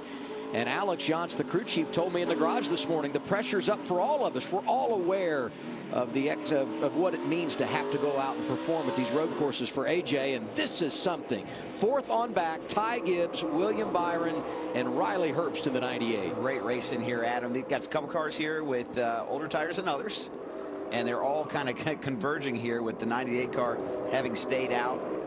Of course, you're seeing Ty Gibbs, William Byron slowly make their way up to the front. They didn't have the best restarts. You know, those two cars did. Sheldon Creed kind of got away from them, but they're making their way through the field now. And you bring up a solid point there, Brad. That's the difference of having the big restart that Sheldon Creed had. And we already talked about how good of a restart he had the initial start. He did it again the second restart, and that's why you see him only 3.5 seconds back or so from AJ. And you look at Ty Gibbs, 7.8, William Byron, 8.1. 4 or 5 seconds. It's a big difference just getting through a couple cars earlier, and you're really able to stretch that gap. AJ Allmendinger leading by almost 3.5 seconds. What's he saying? Frankie, you want me to scream at you so you feel at home? That's great. That's great. I feel like I'm on vacation. Do you have your shirt off? I do. All I have is the sleeves that I have on protecting my arms, and then I have no shirt on and no shoes. Well, I mean, you can talk like this when your car's really fast. You can afford to be on vacation, I guess, but don't let your guard down too much because things happen quick. We've seen this in NASCAR plenty of times. You can have the dominant race car, and before you know it, something changes very, very quickly as we're coming to the final lap in this stage here. Does it not feel weird that we're coming to the end of a stage and there will be no green-white checker flag and there will be no caution? I mean, this feels so odd to me. I feel like we've gotten in such a rhythm of doing it, but it's the new rule, the new setup on road courses to help open up the door when it comes to strategy. And it's about to change here, too, because when the 10 pits, think about how much time he's going to lose. He's going to bury himself like almost at the very, very back, right? It's a long pit road. He's got to make his pit stop. You know, we're talking, I don't know what it is, maybe 40 seconds or so, right? On pit road. So, you know, just doing a quick look through the field, that's going to easily drop him outside the top 20. And I'm just wondering, Joey, how much longer is he going to stay out? Well, right now he's really not giving up any time, right, to those guys. So I think you run it as long as you possibly can at this point, right? I mean, he's actually pulling away from Sheldon Creed at the moment. So if you're able to do that, I think you run it as long as you can and then pit. Chandler Smith coming down pit road. And his teammates making a pit stop. AJ Allmendinger has won stage 1 at COTA for a third consecutive year. Creed, Kligerman getting points. Riley Herbst did. Talked about Justin Allgaier. Brandon Jones needed points and was able to get them. Same for Sammy Smith and Sam Mayer. He wins the stage and keeps on digging. Yeah, you have to think he's going to come next time by, wouldn't you? That was the plan for most people. Run it through the stage, get the points, and then pit. But, you know, as we all know, the minute you try to predict what's going to happen from a strategy perspective in one of these races, you are out to lunch because everything seems to change with the flow of the race. I'm anxious to see if they do what we expect them to do and what the plan was this morning in the garage for Alex Johnson that bunch. So let's talk about that. Why is the pit strategy, why does it change so much? And there's a number of reasons for that. One, you've got a car that's dominant. So if you do the same things he does, as Larry Mack would attest to, you're probably not going to beat him. So you're going to have follow the leader. You're going to follow the leader all day long. My favorite line. The other thing is you get these little variables that change the optimum strategy. A yellow comes out on a specific lap, and that can change everything. Most of these teams, especially in the Cup Series garage area, have a pit road simulation that will actually tell them when is the best time for them to pit. And they will run through all of these different scenarios to try to help them make these decisions easier. And they're going to use those things to their advantage. And so when we try to map out these races, that's why it's so hard for us as A.J. Allmendinger pits, because there's so many pieces you can't see, and they all aggregate together to make an optimum strategy. Stays out through the stage, gets the win. As we said, 3rd consecutive year. He's won the opening stage, and then he pits. And those drivers that stayed out with him coming down pit road as well. Maybe not all of them, but a handful. Here they are, Regan. Well, the plan for the 98 car, Riley Herbst, from the start of the day was to pit whenever they got the stage points, and at the end of the stage, they wanted to make sure they got some of those. That worked out. Josh? Well, the plan for the 9 of Brandon Jones, who started deep in the field, was to get those stage points, got those much-needed stage points, and then the plan is to come in and pit. As far as the 10 of A.J. Allmendinger, another stage 1 win here for him at COTA. Had a strong car so far and has led 14 laps. All this cycles through. Sheldon Creed is the new man on point. Parker Kligerman scored in 2nd. He is yet to make a pit stop. But right behind him, you know, would be 2nd place William Byron. 3rd place would be Ty Gibbs. You got Justin Allgaier there. These are the drivers that pitted at lap 8. They will cycle through to the front. As a host of drivers have made pit stops, and we anticipate Parker Kligerman will be down fairly soon as well. You know, and A.J. Allmendinger just made that pit stop, and this is what we talked about, right? Eventually, you got to pit and put gas in it, right? You got to take the hit, and now he's pretty much gone to one of the last cars in this line. Now he's going to have new tires. He's going to make quick time of passing these guys, as you see, but he's going to have to work a little bit to get through that. Yes. And I guess he hopes runs long enough that everyone else pits. Yeah, he needs this to go at least another 8 to 10 laps so that the other cars have to pit as well. That's what I see here, Joey. And if that doesn't happen, that might not be so good for him. But you see, he's working his way through the field.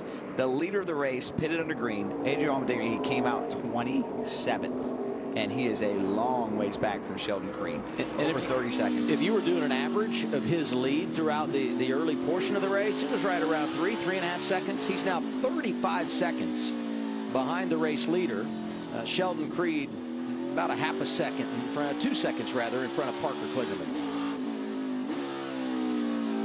So he needs a green flag run here. He's hopeful for 10, 15 laps as you see Parker pitting this time by.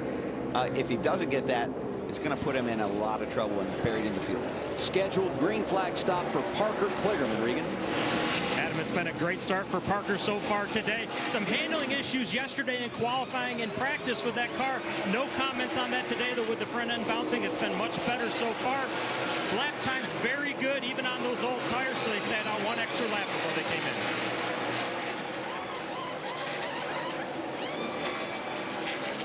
I'm not sure I understand just staying out 1 extra lap. I don't know if it's a mileage thing or what, but I always feel like if you're going to leave me out like for a few laps to where I have a real tire advantage. If not, you just lose some track position, from cars going faster for 1 lap, and then you don't have really a big enough tire advantage to get them back. Like, if you're going to leave me out there for a long time. How about the leader, Josh?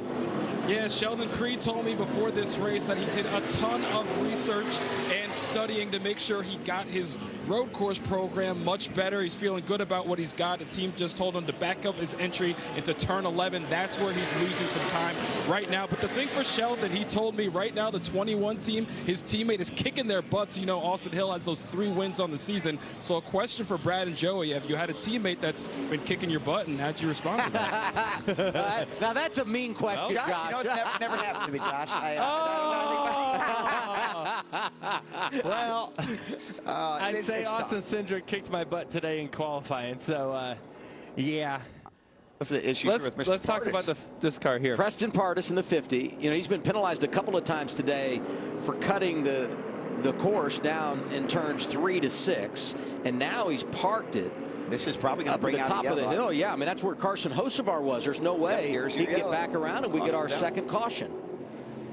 Now, this is interesting on the strategy side of what these other cars are going to do now. I'm not going to predict.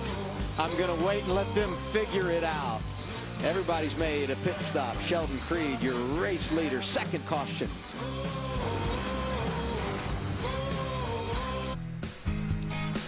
Boy, it's been a great weekend for NASCAR here in Austin, Texas.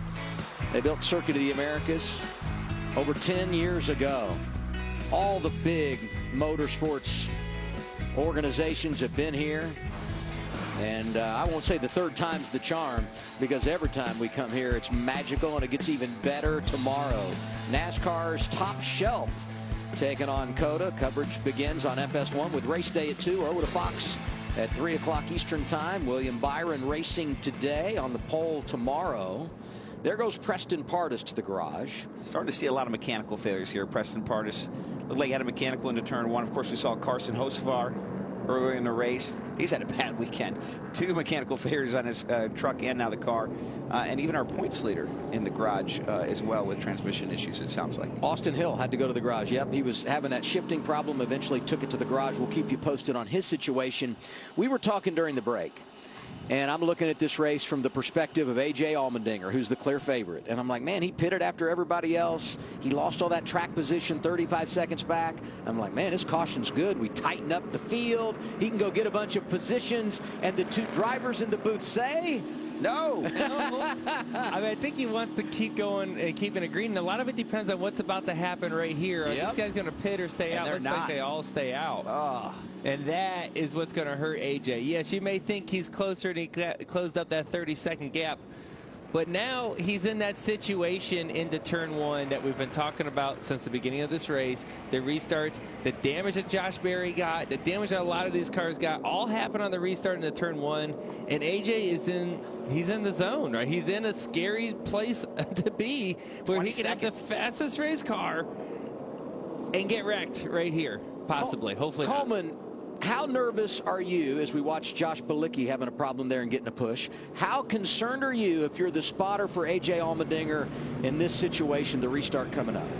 Well, here's my biggest concern right now. The good thing about road course racing, we can do quickie yellows, 1 opportunity to pit. The bad news is, as the field splits, you can't necessarily go off your timing and scoring what's in front of you of your position.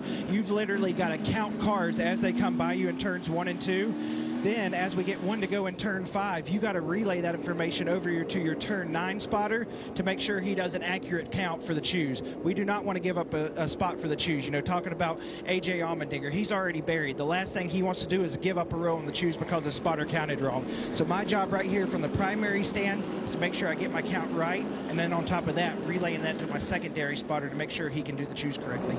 Oh, that makes me really nervous about tomorrow. There's a lot going on while I'm just riding under caution here.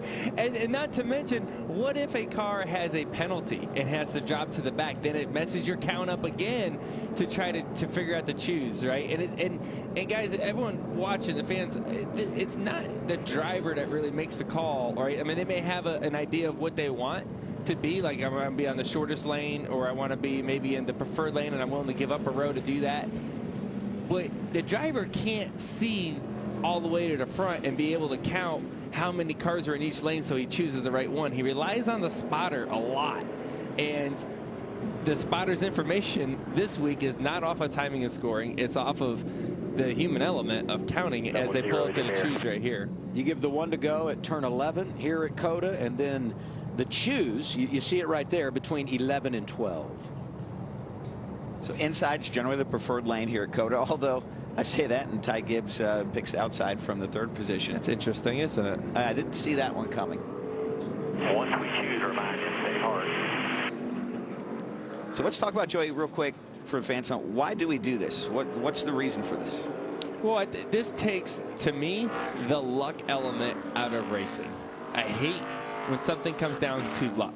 I want to be in control of every situation that we can be. And when we were racing in the past before the choose rule. It was, third place was on the inside, fourth place here, right? And then just get all the way back. Now you have the opportunity to pick where you want to be. And there's no luck that's involved with that. It's all your choices, your decisions, and there's no excuses, right? And it definitely eliminates the excuse of, I just can't 4 non-preferred lane restarts. Well, now that's up to you, bud. And I like that. I love that we have this at every racetrack now. First time that we've done it on a road course this weekend. Sheldon Creed leading, problems for his teammate in the garage. Give us the report, Josh. Yeah, it's been a tough weekend all the way around for your points leader of Austin Hill. He had issues in practice with rear grip, and then today more problems getting from first to second gear. And then after that, he said it felt like the car was cutting on and off on him, and then he had to retire. Felt like it was going to blow up. Retired with a motor issue, so a tough break all around for Austin Hill. And that probably came from missing so many gears. Yeah. It probably did some damage to the engine as he's missing gears and over revving the engine. And then it's just one thing after another, unfortunately. Tough day. He's had a great season so far, though, so nothing to be ashamed of here. I can't wait to watch A.J. Allmendinger here. And how, we talked about it in the Open. The balance of patience and aggression. We're going to find a lot of that out from AJ right here, huh? AJ doesn't have a balance. I was going to say, here. His meter's broke. I got to be honest, my eyes are on the 19 car. I think we've seen the lead get taken from the 4th place on the start. He must be, he's got something on his mind here. 7-0-0 starting up front. Second and third in the inside lane. They both came from the rear at the beginning of today's race. Sheldon Creed gets us back under the green flag. About a third of the way through our second stage. Great launch by Sheldon Creed. Really got through the gears fast. Oh, Justin Allgaier, welcome to the party. And a big spin top of the hill. Oh, and Eric Almirola around, and there is exactly. I got to tell you, I was rooting against you guys on that. Here he is, turned around. Chris Rice not happy, understandably so. This is just part of the deal. This is what happens. This is why Fox puts drivers in the booth for these races, so we can try to tell you, Adam. But hey, I'm going to tell you, and I'm not trying to sell my strategy over yours at all. But I will say, day not over yet. Long way to go. Long way to go. He still has 27 laps to go, and his car does not look damaged. So he's going to need a little break here, but his race is certainly not over, and he's still got a shot at winning this. He's definitely going to have to drive all the way through. And this is where the races change a lot now, too. Without the stage cautions, your opportunity to move back up through the field, whether it's knowing when there's a planned caution, you can change some things in your strategy a little bit. Now you don't have those planned cautions. It's more just old school, got to be fast to get through. And he has a fast car. He's just, now he's got to come all the way back. He's already 30th, 14 seconds back on the first lap after a restart. Justin Allgaier was looking for the lead on the restart. He settled into second behind Sheldon Creed. Good racing behind him, Coleman.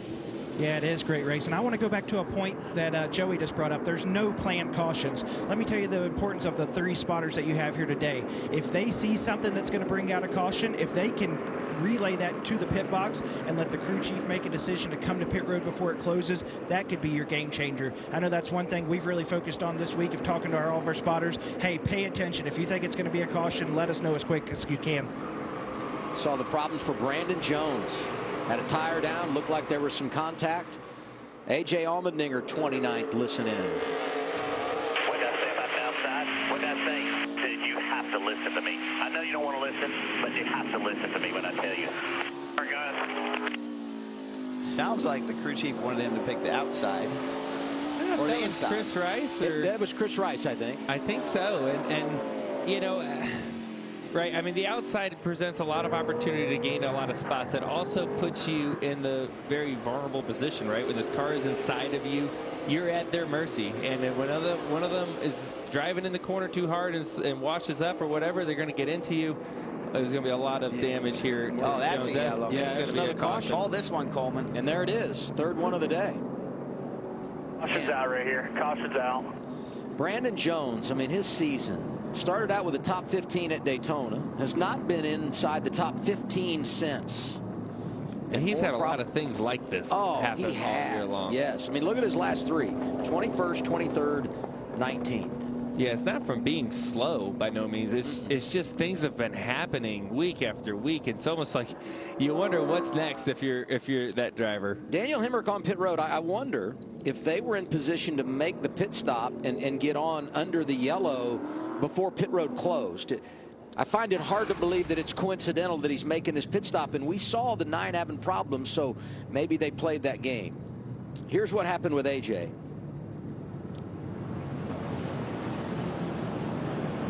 So somebody gets underneath him. Parker Kligerman gets underneath him. Oh, and it looks like that's Almirola gets spun. He's just wrong place. Like once Almirola got underneath him into the braking zone. Yeah, we see Almirola. Wow, they're 5, 6 wide. Oh boy, you see the 8 car getting spun. He spins into the 08. Yeah. And we got another car spinning out here. Looks like the 43 maybe. Yeah, Ryan Ellis. I think that's the radio communication that we were hearing a minute ago from Chris Rice. This is the Celsius onboard camera. Just not and enough he had to stop the space. car because if he didn't stop, he was going to drive to the front end of Eric Almirola. By the way, some of that, like AJ was being pretty cautious. Yes, that's what allowed Almirola to get underneath him, or not? Sorry, not Almirola. It was Parker Kligerman. Parker Kligerman to get underneath him. And that's what put him in the bad spot, not on the absolute bottom when he got to the curb. Yeah, you could almost argue he was too cautious trying to take care of the front end. Right. This is the Brandon Jones car, and we did get a report, and there you see a little bit of damage on that 10. We did get a report that Daniel Hemric thought he had a tire going down. That's the reason they pitted. I thought maybe that was that classic road course strategy call. You see a driver having problems, you can get onto pit road before the pit lane closes, because pit road immediately closes once the caution comes out. But if you can pit under yellow and get in before things close up, then that can be a huge advantage when it comes to flipping things and gaining some track position. Well, this will be interesting, this yellow, to see who pits, who doesn't. We haven't ran a lot of laps, but the way this race is going right now, there's a chance that you could pit here and make it to the end. If cautions breed cautions, if we keep getting yellows, this would be a potential window to run out the race. Someone to keep an eye on. You guys mentioned Parker Kligerman on that last restart. He's 12th right now. But remember, he ran it a little bit longer. Pitted at lap 16. All these guys in front of him pitted at lap 8. So his tire's quite a bit fresher. And really, when you consider the cautions here, not a lot of green flag laps on those tires. So I would anticipate the 48 could be really quick. And everybody says we're going to stay on track. Halfway through stage 2 here at Circuit of the Americas. Interesting start. Third caution of the day. Sheldon Creed is leading the race.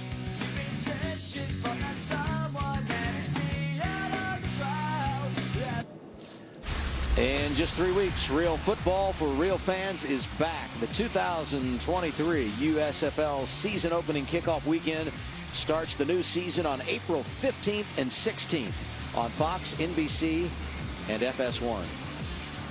You know, if you pay your taxes on April 15th, it feels like you're getting hit in a football game. So it's fitting the USFL is back on April 15th. Our friends are here. Hi, I'm waving back. They can't see us though. I think there's some relation to the broadcast. Samantha and friends hanging out at COTA. That's how we should do our booth on cameras, you know, just the classic wave and smile. Joey, you could get away with that. Brad and I, not so much. I like smiling. Setting us up for a restart here.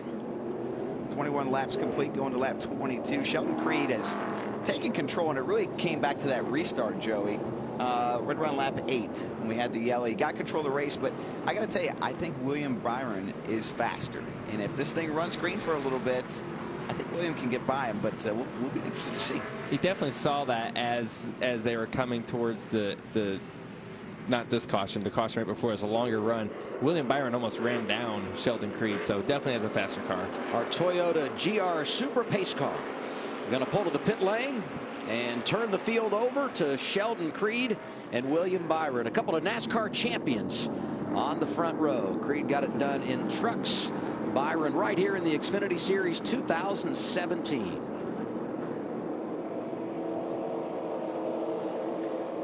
Last restart, we saw Sheldon Creed get that really great launch here. See if he can do it again, Joey. Pretty good one. Got himself clear before he gets to the braking zone. There's just some smoke there behind him. Gonna make it.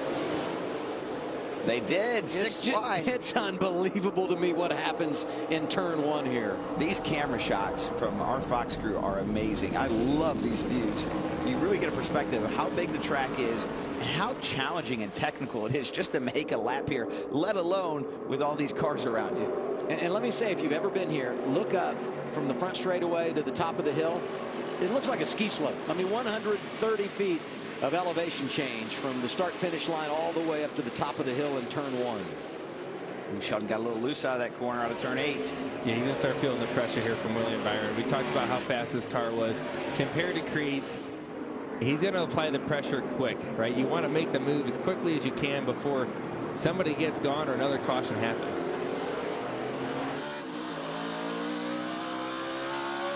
A.J. Allmendinger update. He was back outside the top 30, being scored 19th right now. Had a real solid restart here. Gained a lot of position. 7 spots. Oh, little contact here through the S's with Josh Berry. Right, and now you see AJ is below that curb that you're not supposed to be below, but he got forced down there, so I don't know how NASCAR calls that one. Oh, I don't know if Josh knew he was there. Oh! Yeah, he definitely didn't know he was there. That's some contact, guys. That's a muscle move. That's what we talked about, right? Now AJ, he's getting his car beat up, right? He had the fastest car, and it's nice when it's out front. Is it going to be as fast now that he's going to have some damage? And Riley Herbst comes around on this one, too. Stock car racing on a road course is it's aggressive and it's very physical. The contact is really required to make moves. And you hear this, you know, tomorrow you got Jenson Button, you got a lot of these guys that have raced F1, and something I've heard in all their interviews so far is these restarts and the contact of all the, you know, all the videos they're watching to prepare, like they're so like aggressive towards each other and push each other. It's like, yeah, welcome to NASCAR, buddy. Like, it's gonna be rough. It's gonna be a rough one tomorrow for sure for everybody. It's always gonna be contact with these big, heavy stock cars. From the back to the front, Allgaier inside the top 5, just got passed by Cole Custer. Both of these drivers coming from the rear. And maybe we shouldn't be surprised on Custer. 1 year ago in this race, penalized for speeding, lap 27, drove back to a 3rd place finish. Got a good race car. Ryan Sieg penalized earlier for cutting the course. Racing with Miguel Paludo. That's Connor Mozak in the 24. Haven't called his name, and right behind him, Allmendinger. He's up to 14. Connor's ran a really nice, smooth race. Been watching him a little bit. I'm impressed. Graduate of High Point University. Majored in entrepreneurship, and man, he's a bright kid and got into racing late, but a noted road racer and feeling right at home here today in the 24 for Sam Hunt Racing. And there's his teammate, the 26 of Kaz Grala. Double duty today, running both trucks and Xfinity. And AJ just got a twofer right there. He got 2 of them in the braking zone. This is where you're going to see AJ Allmendinger shine even more. Right now he's back there. Yes, he has new tires, but what I talked about earlier that makes a great road racer, not just speed, it's the raceability that they bring to the table. How they're able to go through the field so quickly. And the other thing that's helping him right now is his reputation. Right?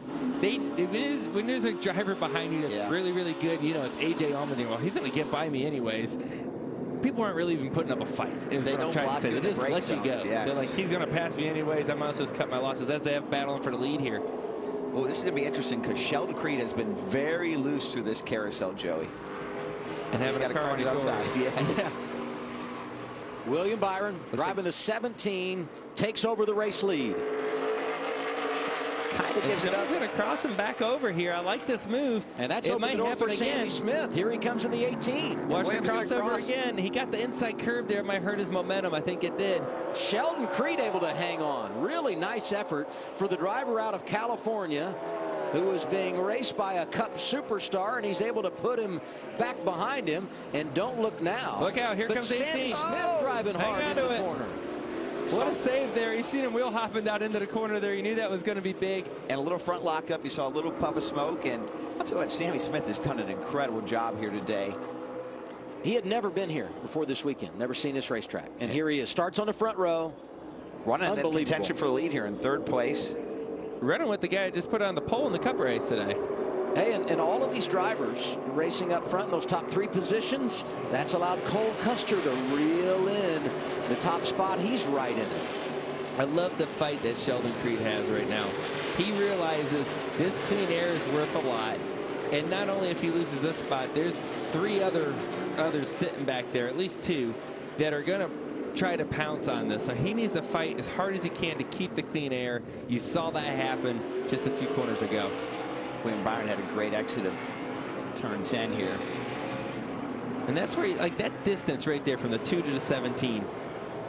That's like, can I outbreak him from this far back? Like, it's a couple car lengths. It's going to be tough. Is it worth the shot here? William Byron thinking about it. It's going to show his nose. Not going to be enough. Just enough to make Sammy Smith think twice about doing that move to him. Right. It's almost like a defensive play. And then there's another great passing zone. As you get through these next 2 corners, it's going to open up into the braking zone. He's really close to him. He's probably going to try to turn underneath him here. Oh, he is. There you go. Nice call, Joey. A little nudge. And Sheldon, defensive play, knew it was coming. Shadowed up his entry to block that move. And he's making William going to have to use his race car a lot to get around him. You're going to have to get physical. You're going to have to use some tire up to get around Sheldon Creed right now. And all this again, bringing Cole Custer in a little bit closer. Justin Allgaier driving up. All because Sheldon is playing defense, which he needs to. But he's running slower doing that. And it's bringing the whole field together. Who gets loose here in turn 20? That's going to get William Byron even closer to him again. Yeah, that might make him close enough to try to outbreak him down into turn 1 here. Everyone in the top 5 running for the championship in this series, except for William Byron. I mean, does he drive less aggressive, understanding that? Do you realize your place when you're a Cup driver coming over and racing against these Xfinity teams that have an eye on the prize? No. Maybe I asked the wrong twos from that question. You got the wrong 2 up here for that. I mean, if I'm William Byron, I'm here for a trophy and nothing else. Exactly. You're going racing. It's time to win. You know, Williams is a very respectful race car driver, and you see that being shown right now. And he can afford to be patient right now, right? He can afford to not be absolutely crazy, Joey. But it's the time's starting to run out. Like, it's starting to, like, I gotta go. I'm starting to get hit from behind. It might be if you don't give, you will receive for William Byron. That's NASCAR racing. Parker Kligerman is up 6 spots since the restart. He's 6 now. What about that Kligerman car, Regan? Well, Adam, very fast with that car, and I had mentioned earlier on that he did not have the problems with the front end bouncing around the way that it did in practice. Under that last yellow, though, he reported to the team it was back. The problem with it is the team doesn't want to do much to try and fix it because he has been so fast, not only today, but all weekend long. These road courses and super speedways like what we had last week, a very big part of why Parker is in that car. They felt like he would be very quick at those tracks all year long, as he has been. He's shown it today. 5 to go on the stage. He's running down that lead group. Keep in mind, he's on fresher tires is the 48 of Parker Kligerman. They're all getting ready to wreck each other, I can tell you that. Yeah, that's battling pretty hard for this stage of the race. None of them have any idea how to pass at all, other than run into the guy in front of you. Yeah, that's like go-karts. I'll tell you who's got an idea how to pass. A.J. Allmendinger. Yes. I mean, it's incredible the rally he's been able to put on. 26th, just a few laps to go under yellow. And here we are all the way up to 8th. And these leaders, by the way, are fighting each other very hard. AJ finds himself only 5 seconds back. Cole Custer roughing up the youngster Sammy Smith, put the 0-0 to third. Clear, all clear. I don't know if that's roughing him up. He kind of got squeezed onto the curb and Cole held his ground. He said, you know what? No, you're not putting me up on this curb. I'm holding my ground. Here's my right front fender. As they go for the lead here again, William Byron going to try to pull this one off. I think he's got him here, Joey. Oh, it's going to be tight here in turn 2. Yeah, I think he's going to be able to hang on the outside here. Oh, he gets loose. He keeps shattering the rear tires. Oh, this is where it gets tough to go too wide through here. I'm just saying. Oh, they're going to door. I think you just answered my question. Keep an eye on the line that Creed took there. These guys are flirting with that out-of-bounds area in the S's. Definitely flirting, and Sheldon's still not giving it up. And look who's right behind him now, Cole Custer. He's going to try to make a move. Now he's going to have to kind of follow through here, try to make a run off at this corner. Let me tell you, Cole Custer has rolled his sleeves up inside that race car today. I mean, just got loose right there. Oh, he might have got hit. Well, he sure did. Looks like the 18 car got him a little bit, filled the. Oh, wow, 4 cars all together. This braking zone's going to be big here. You got to drive in the corner hard to try to protect your positions. Everyone's driving in hard, wheel hopping. Incredible racing inside the top 10. 4 laps to go, second stage. William Byron leads now. Sheldon Creed is second. Custer, Sammy Smith, Parker Kligerman. Tremendous battles here. Allmendinger has gained 2 seconds in the last lap on the leader. Well, they've been racing really hard, and look at, you see AJ's car back there as he's breaking into 11. Creed, contact with William Byron. Creed ain't giving it up, the fight. I love it. This race for third is great. Custer and Sammy Smith, and now Kligerman is there. Yeah, don't write him off. Oh, he's going to fill this hole. How much do those fresher tires make a difference at this stage of the run for him? It should be. I mean, he's got a good 7 or 8 lap fresher tires. Oh, it looks like something might have happened to Parker up off that corner there, Joey. Yeah, I don't know, man. Missed a gear or something. He had a nice pass move done there on Sammy Smith. I don't know what happened there. Ty Gibbs has been very patient behind this group. And his patience has allowed A.J. Allmendinger to get to the back end of them. Allmendinger, another driver on fresher tires than those ones just in front of him. Now watch Allmendinger get through this field here. He's going to be very strong. Look at already a good run on Ty Gibbs. Going to be able to pull him back. This is side draft. Side draft still works on these. He's trying to pull him back, put air on that spoiler of Ty Gibbs, and outbrake him down here into 1. Custer making the move for second place. Sheldon Creed is so good on restarts that if he can just maintain track position, he'll be very tough to beat here. But I just don't feel like he has that long run speed. Caution's out. Hey, everybody's now, this is for Brett Moffitt. This is the 25. He was having a pretty good day. This is the great equalizer right here. Everybody can make it from here on fuel. You have to expect the whole field to pit right here. Now, A.J. Allmendinger, I think he's happy again. Why wouldn't you be? He's in contention now, right? Again, like he didn't make it up completely. He's not in the lead. Yes, he's got some damage, but he's back up to 7. We anticipate there could be some pit stops. We'll see how the strategy plays out. 3 to go, stage 2. Tremendous racing. William Byron leading at Coda.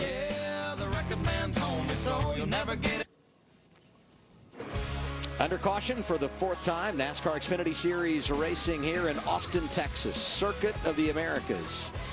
Closing on the end of our second stage. Pit road is open, and we've got a number of cars coming down, Regan.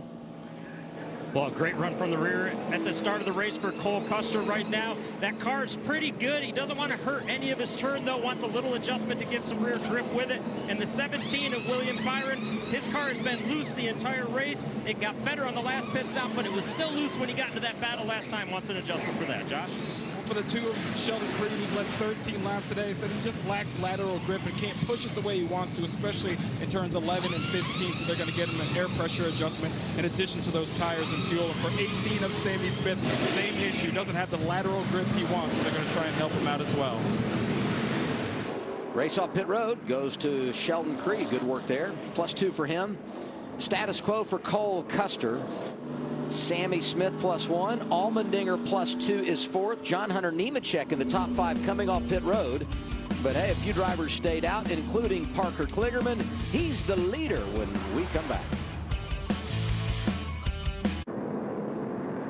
As we know, we don't get cautions anymore to end stages, but we're getting ready to have a restart with 1 to go in stage 2. Parker Kligerman is going to be the race leader. Let's check in with Chris Rice. Joey, dial him up.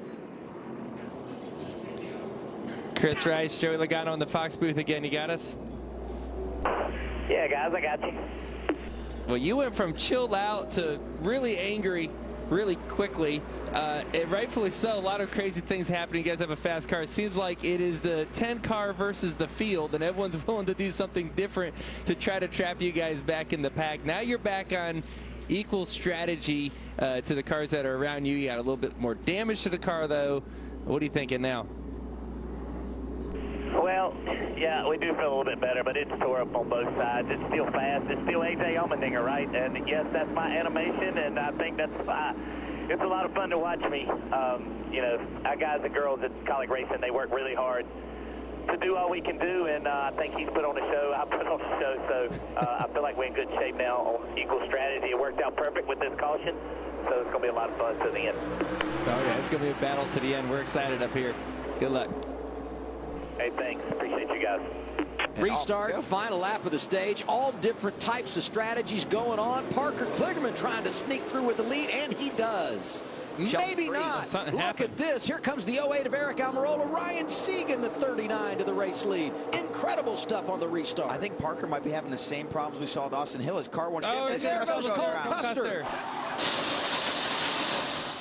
Oh, he might be stuck in that gravel. Yep, through the gravel. And we'll see if he can get it going or if this could produce our 5th caution of the day. He had made the pit stop, was in a great position after starting in the rear at the beginning of the day with a really fast race car. He was being scored 6th when he went for the slide. And Sheldon Creed again nails the restart. He's in phenomenal position to maybe make this pass on Ryan Siege. And this is exactly what he needed. John Hunter Nemechek. Haven't said his name a lot today. The Gibbs cars have been fast, and here he is racing Eric Almirola for 3rd. Spin in the back, Sam Mayer. Sam Mayer. We have got action everywhere, guys. We don't even know what to cover on the camera. There is bumping, passing, grinding in this last lap of the stage. What a show. Final lap, stage 2. Again, we will not throw the caution here for the lead. Sheldon Creed drives to the inside and around Ryan Sieg.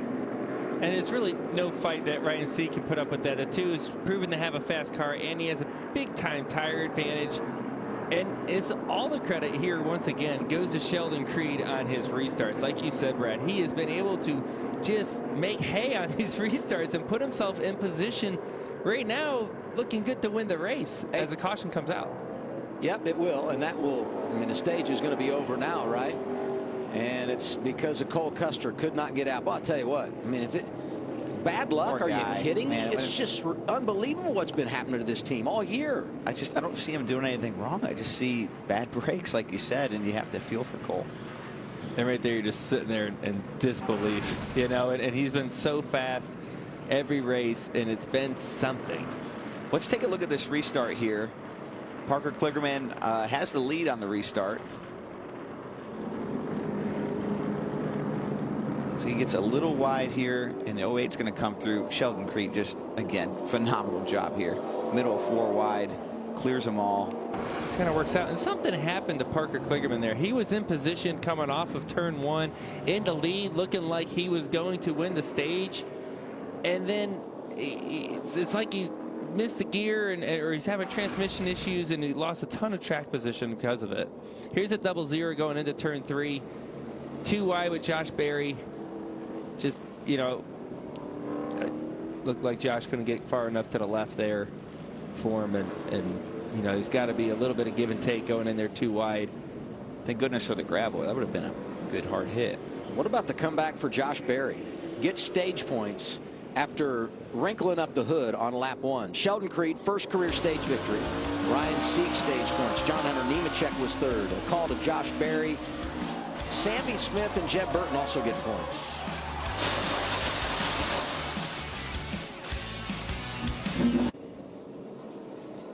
Under caution, 5th time today. Tell us what happened here, fellas. Yeah, right here you see the 17 getting a run down into the corner 3 wide underneath Josh Berry. This is why we thought Josh Berry didn't go far enough to the left. He couldn't.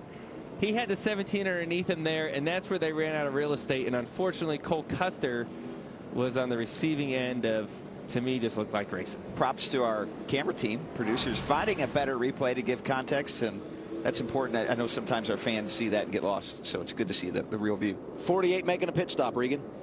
Well, Adam, things going from really bad to worse right now for Parker Kligerman. Of course, they stayed out to try and get those stage points. That didn't work out for him, and now he is having trouble with second gear, getting the car into second gear right now. So not the way that they wanted this day to go at the end, as it was pretty quick earlier. Yeah, this is a team car to the Austin Hill team, and they had the same issue, Joey, with the transmission where they couldn't get it to go to the second gear, and it ultimately it sounded like it turned into engine trouble. Knocked him out of the race. I will say this for Kligerman, third in stage 1. So he did get some stage points there, which helps a little bit, right? I mean, that's one thing you always want to do is pick up some stage points. So if you do have a problem, you have that to fall back on, salvage the day a little bit. And then the 00 made the pit stop. They are 1 lap down after being pulled from the gravel. 15 to go. We've reached the final stage. Here are your Toyota top performers. John Hunter Nemechek. Is it crazy or what that we really just haven't talked about him today? And he's second, right when you need to be in a good position. But really across the board, awesome day for Toyota. All 3 Gibbs cars in the top 8. And give a call to Sam Hunt Racing. Kaz Grala doing double duty today. Drove for Tricon in the Craftsman Truck Series race earlier. He's in the top 15. And so is Connor Mozak. As we do the choose, it'll be 14 laps remaining. I'm going to choose here today. I mean, it seems pretty 50-50. You know what I mean? Like, no one's willing to give up a row. It doesn't look like. You know, you see everyone inside, outside, inside, outside. No one's willing to be in the preferred lane and give up a row to be there. There we go. We got one. There's a couple there. Oh, there's a lot there. I don't know if that's giving up a row or that's just indecisive for some people. You know what I mean? Like, well, he's got it made, doesn't he? In the shade. Got some snacks. Wearing a Chase Elliott shirt. Chase Elliott is going to be a part of our Cup broadcast tomorrow. Coverage begins here on FS1, 2 o'clock Eastern time with race day. We're over to Fox at 3. And the plan as of now, Chase Elliott joining the program, stage 2, to update us on everything he's got going on. Hope to see him back at the track soon. He won this race, the inaugural event, here at Circuit of the Americas 2 years ago on the Cup side. And where did this come from? Brandon Jones, I mean, just tear the fender off and go get you a top 10. He's going to restart here in the top 10. That's incredible, isn't it? Nice rebound. Definitely fighting a lot of strategy, interesting things going on. But you know what? That's perseverance, right? Just keep fighting through it. You never know what can happen in these long races. You got to just keep going. And I got a feeling we're not done seeing contact. 15 to go. The gloves start to come off. And the aggression level goes up even higher than what we've already seen. This is so nuts to me because the last 2 years here, we've had 4 cautions in each race, and 2 of those were to end the stage. Today, we're not throwing the caution at the end of the stages, and we've already had 5 cautions. And as Joey said, I believe we're not done putting the yellow flag in the air. What I thought was interesting on the choose is William Byron showed 5th entering it, and he's on the outside lane. So he must have chose outside. We'll see if he can hold off AJ. And Sheldon Creed's had those great restarts all day. Creed up there with John Hunter Nemechek.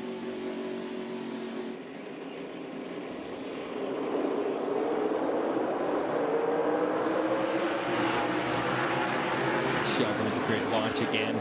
Not surprising. AJ looking for the way bottom. Almirola blocking it, locking the tires up. AJ got there anyway. Look at him hustle the 10. Allmendinger looking for second, and he's got it. From 6th before the choose to 2nd. That's why we're talking about this guy so much. I mean, this is amazing. That's really hard to do. Well, Creed's looking in his mirror and saying, are you kidding me? He's back? Already?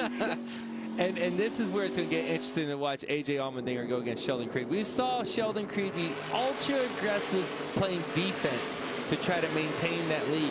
Now you have an aggressive race car driver who's really, really, really good. Let's see how this plays out. And has had a frustrating day. Yes, on top of it all. I don't think he's going to show any mercy here. William Byron looking for a spot. Got it from John Hunter Nemechek. Look at the drivers in the top 10 that have had some kind of a problem today. And the rebound, Allmendinger, Almirola, Josh Berry, Justin Allgaier came from the back. AJ showed his nose there for a second. And sometimes he might play that game just to get them thinking and overrun the corner, which you see, it worked. Sheldon Creed overrunning turn 12 a little bit. This is one of the corners that we've heard Sheldon and his team talk about they've been struggling with. This turn 11, 12 combination right here. And here he comes down into this corner. Sheldon's probably going to try to block it. Yep, see, yeah, he's trying to block it. AJ's going to muscle him a little bit. It's going to bring William Byron into the equation. Now, if he can roll the outside of him here, I think that would be pretty impressive. This is where all the magic happened last year, final lap of the Cup race. Looked a lot like that, didn't it? Allmendinger had a front row seat for that, and it didn't work out. And there it is. Contact. Creed goes sideways. A.J. Allmendinger takes over the race lead, and William Byron trying to get by. Turn 20, back to the start-finish line. On your left. William running him high off the corner there. Here we go, break I can't wait to see this. This is going to get big. They're both going to drive in the corner so hard. William with the preferred lane. AJ's going to try to pull the crossover. Gets to his outside. Little contact. They try to cross him again here. Oh, William misses a little bit. Turn 2 gets loose. Still there. Still there. And AJ comes through. Oh, my God. This is fantastic racing. What a day for A.J. Allmendinger. Oh, AJ running Williams wide. going to try to fill it. Now, I ask you guys, how does William Byron race the series regulars? When he's racing A.J. Allmendinger, all bets are off. And that's A.J.'s wife, Tara. I'm not sure nerves describe the look on her face right now. Plenty of anxiety. Yeah, maybe not. Oh, he's got a gap now. He's good. Yeah, I'm happy now.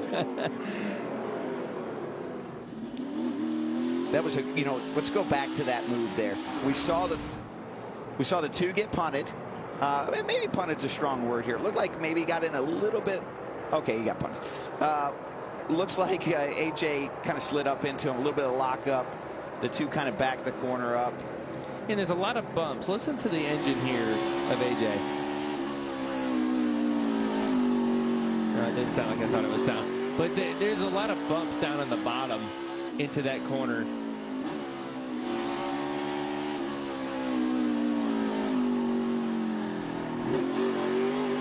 Not as dramatic on the steering wheel as I thought it might be. Yeah, that's just a tough situation. Yeah, I mean, it's an aggressive race car driver, right? And AJ, and he's really, like I said, he's really good. But when you're very aggressive, this is coming from an aggressive guy, sometimes you just go a little bit too far, and you're like, oops. And you can't take it back. You can't, and it's like, it's like the last thing you want to do is wreck somebody. But you got to be aggressive to move through the field and keep going. And unfortunately, sometimes you tag someone. And I don't think AJ did that on purpose, from what I could tell. I honestly think he was just trying to fill the spot. By the way, Creed back in the 21st position, was as far back as 23rd. Pretty good save for him as we go to our Toyota onboard camera. Ty Gibbs 5th. I think Creed's view of that might be a little bit different than ours here. Well, yeah, I mean, he got dumped. I mean, I don't blame him for being mad. He should be. You know, in AJ's eyes, he had the 17 of Byron right behind him. He has an opportunity to make the pass. He feels like he's got to take the move, and he's got a little too far. Absolutely. We got 12 laps to go. We're going side by side. It's Allmendinger, Byron, and then a train of Joe Gibbs Racing Toyotas.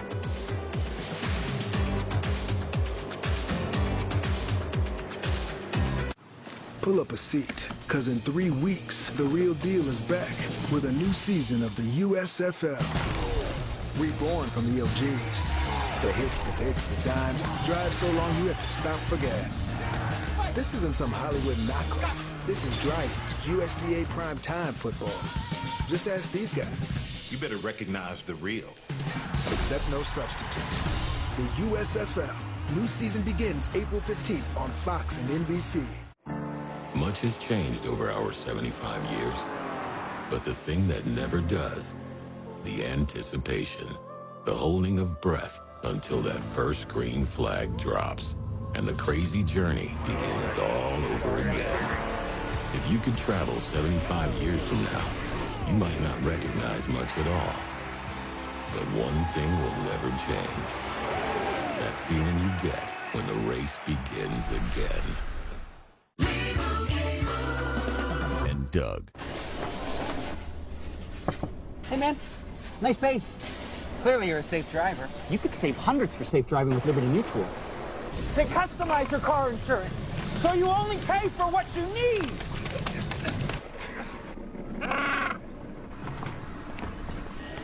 Woo! We gotta go again. Only pay for what you need. Liberty, liberty, liberty, liberty. I got a heart like a truck. It's Ram owners have heart for being fearless, determined, and bold. That's why it's time for you to be a Ram.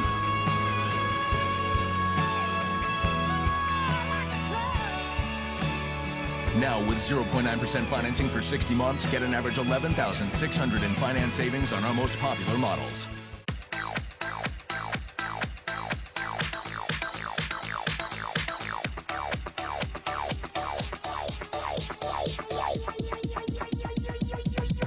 I need to try it first. Saturdays, baseball's best are showing out on Fox. This is where MVPs are VIPs. All the swag, all the salt, and all the slams. The biggest games on the best day of the week. MLB on Fox returns next Saturday at 3:30 Eastern. You saw it while we were away side by side. This race at the front has been really fun. Yeah, it looks to me like William Byron's car is maybe just a little bit faster, and AJ is doing everything he can to hold him off. Brakes are going away bad, man. Copy that. Doing a good job here, man.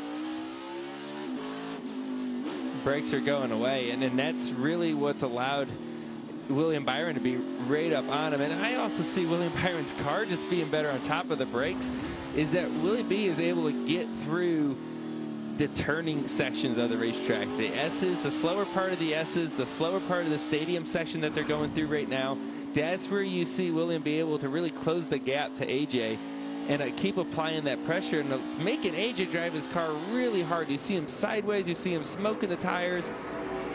This is going to go into the end. Good battle here for third as well. All the Gibbs cars together. Look at this. 3, 4, 5.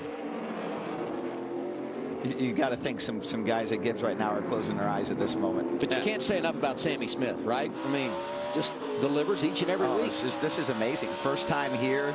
He's running with his teammates. Oh, honestly, he's outrunning them right now at the moment. Super impressive. 2 wins for Joe Gibbs Racing this year. Sammy Smith at Phoenix. John Hunter Nemechek got it done in California. And we go to Richmond next Saturday, where they were 1-2 a season ago. Nemechek and Ty Gibbs. Nemechek with a sweet crossover right there, trying to run the outside. As it go too wide, he's going to give it to Gibbs going into the S's there. Like I said, hard to go too wide into there. Kind of need all the racetrack you can get.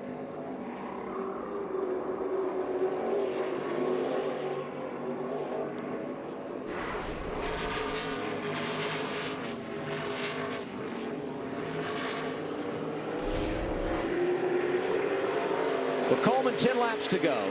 And we predicted when we got this last restart that the cautions weren't done. And if we get another one, you're going to be able to see it, because from that observation tower, I think you can see Dallas-Fort Worth. I mean, you have a spectacular view. This is the best seat in the house. It's incredible. I've always wanted to come up here and check out a race from this view. You can see it all. You can see it take place. You can see it take place from another braking zone, not necessarily listening to your other spotter paint the picture. One thing I want to talk about here, the other spotters can't see everything. I know last night me and Joey went for a run. Joey looked at each angle of the spotter stand. Talk about how William Byron could maybe use that to his advantage of what you've seen last night and catch a spotter and a driver off guard. Yeah, I think there's some areas you might can, but I think he's also racing against AJ Allmendinger, and AJ's going to keep those gaps closed up to where it's going to be very difficult for William to make the pass and keep applying the pressure. But talk about a really cool feature here at COTA. That big tower up there, it has a glass floor. You can look at the cars go right underneath you, especially right there underneath the carousel. You can see the glass floor up there. I don't feel comfortable being up there. I know that. Better you than me, Coleman. Thank you for the insights. 250 feet in the air. It's a great view for sure. But update on the run. How did that go? How many miles last night for you and Coleman? We put in just over 3. That's good. Checked out the track, and we jogged it. Well, we walked the track earlier in the day, and Brad, you were out there too. And we got stuck in the pouring rain all the way as far out as we can get, and we were soaked all the way back. But last night was much more enjoyable. Hey, this is our Monster Energy onboard camera. Riley Herbst trying to make a comeback. He's 12th right now. You look at the number, starts 12th, gets up to 3rd, and then got spun around, and he's come back from disappointment, just like Brandon Jones. We've talked about his issues, tore that fender off, was 33rd at one time, and now top 15. You heard that popping noise right there at the end of the straight, the rev limiter kicking in. You hear that a lot on the road courses. Drivers want to use all the RPM range they can use to make maximum lap time, and the engine has a protection mode that kicks in with the rev limiter. Keep it from going too fast. Sam Mayer, pardon me, Brad, Sam Mayer had a spin. He too has been able to bounce back from disappointment. He's ran some fast laps. I've been watching him. His last lap was a 2:17 flat. Our leaders right now, for perspective, are running 2:15.5s. Most of the field right now is running in the 2:17, 2:18s. Our two leaders are driving away significantly faster than everybody else, with William Byron and AJ Allmendinger. Mayer looks really good in the latter stages of this race. Gets by Gralla. He's up to 10th, and now we've got 3 junior motorsports cars up there inside the top 10. AJ Allmendinger leading, 9 laps remaining in Austin, Texas.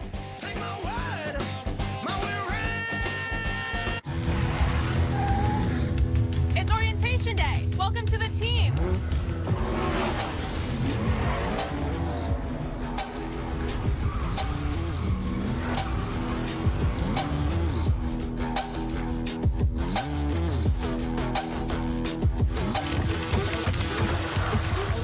Who wants to race?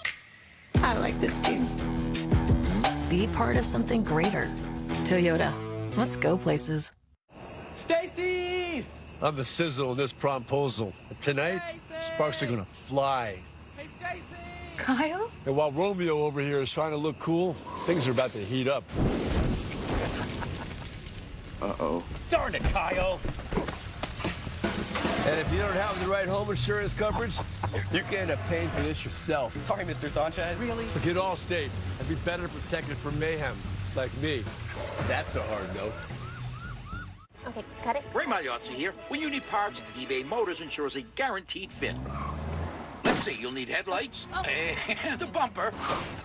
At least you can skip the car wash. Just go to eBay Motors. The check means a guaranteed fit. Let's ride. Being a NASCAR fan just got even more rewarding with the free Fan Rewards loyalty program. Earn reward points and redeem them for merchandise, tickets, VIP experiences, and so much more. Earn points from the track or at home. Check in on your phone, complete your profile, or play fantasy racing to score your first points. Join and start earning today. Visit NASCAR.com/rewards to learn more now. This spring, explore everything Fox Nation has to offer for $1.99 a month when you sign up for a yearly plan. Experience new stories that will renew your faith. Get Fox Nation for $1.99 a month when you sign up for a yearly plan. Available for a limited time.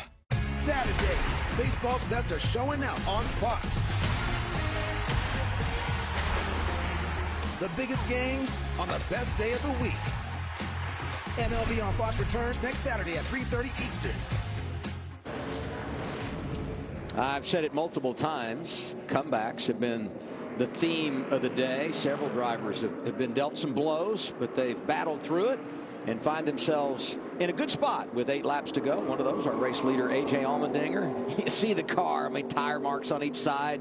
We race on the short track at Richmond next week, and a few weeks we go to Martinsville. This car looks like it's been raced at Martinsville, actually. It pretty much went through it. It's been through a lot of different things, and he's still racing for the win up there. It's definitely been a great race for those guys. They're going to battle it right to the end, you know, that half-second gap or so less. I mean, that's one little mistake away from William being able to pounce. You see Parker Kligerman. It sounds like he's stuck in a higher gear than he wants to be. When he comes by here, we hear him just slow, stuck in maybe a higher gear. Regan? Well, Joey, we'll check on Parker Kligerman, what's happening with him. But the 27 of Jeff Burton having a great day right now. Keep in mind, that is not a car that we typically expect, or driver that we typically expect to be up front. But that car in particular that he's driving for Jordan Anderson Racing, the exact same car that Myatt Snyder finished 6th 1 year ago here with. And he also finished 2nd in Portland in the Xfinity race last year. And the one car, Sam Mayer, right behind Jeff Burton, also having a very good day. That car has actually got a different crew chief this weekend. That is not Marty Lindley on the box. Marty Lindley home sick. That is Andrew Overstreet stepping in for him and doing a nice job in a fill and roll. We wish Marty well. And going back to the 27 of Jeff Burton, Regan mentioned he's driving for Jordan Anderson. That team made their first ever start right here at this racetrack 2 years ago. He started up 2021, qualifying rained out at Daytona. They didn't get in the show. They had no points, and we didn't qualify after that. So they basically were left out in the cold. But you finally got a chance to put it in the show here. They did with Tyler Reddick, had a good finish. He's built that organization now into a two-car team, and Jeb Burton having a great ride here today. As Regan pointed out, he's inside the top 10. Good job by him. I can tell you one thing. These two drivers right here on your screen, when they get out of the car, they are going to be exhausted. They are running at 100% all they got, right? They're not saving anything. You see the cars sideways. They're working hard, focused unbelievably for a long, long time because they can't afford to make a mistake right now. And the cars are getting easier to make a mistake on, right? The tires are falling off. You can hear them sliding. I can hear the audio through my ears. The tires are chattering, and you're watching AJ's hands right now.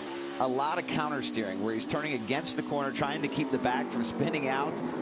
These cars are getting more and more difficult to drive as the drivers are getting more and more tired. And to Joey's point, this is when it's so easy to make a mistake.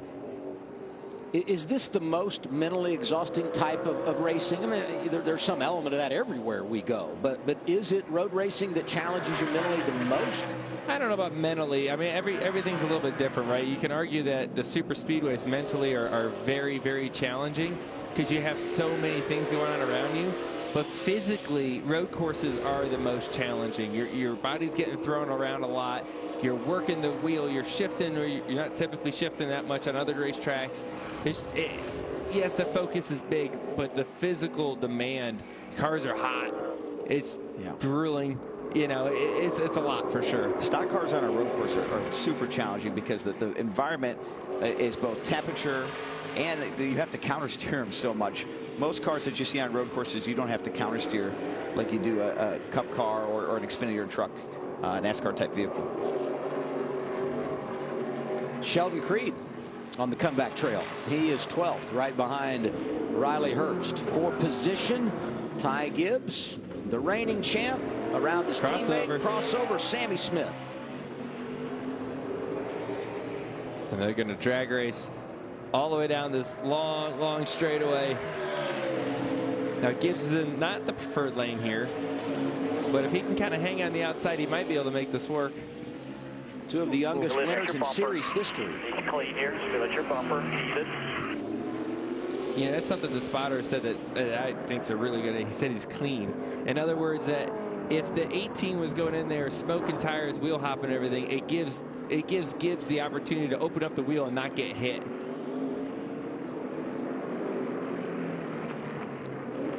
Gibbs up to third.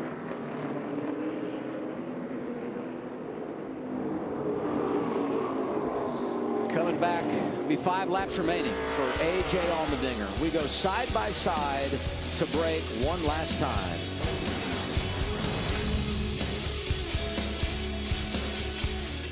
Ma, are you sure you don't want to go bowling with us tonight? Yeah, no. There's my little marzipan. Oh, my daughter gives the best hugs. We're just passing through on our way to the Jazz Jamboree. And we wanted to thank America's #1 motorcycle insurer for saving us money. Mara, your parents are... Exactly like me. I know, right? Well, cherish your friends and loved ones. Let's roll, Daddy-O. Let's boogie woogie. The Eagle has landed. That's one small step for man. Hey, what's up? Houston, we have a situation. How did you get here? Your character's in our video game. Video game? Yeah, it's what we do with Xfinity 10G. It's like, you know, the best network imaginable. What the heck is that? Those are the bad guys. Are they friendly? The 10G network, only from Xfinity. One giant leap for mankind.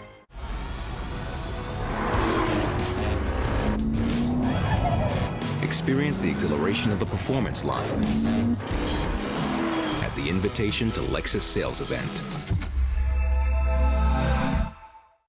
This is Dirt Racer Kenny Wallace. The Dirt Race is back at Bristol in 2023, and once again, it's a night race. It's the Food City Dirt Race, 7 p.m. on Sunday, April 9th. I want to see all my die-hard NASCAR and dirt racing fans there. So get your tickets today. Remember, this isn't just any old dirt race. It's a dirt race at Bristol, baby. Sunday on Fox. Start your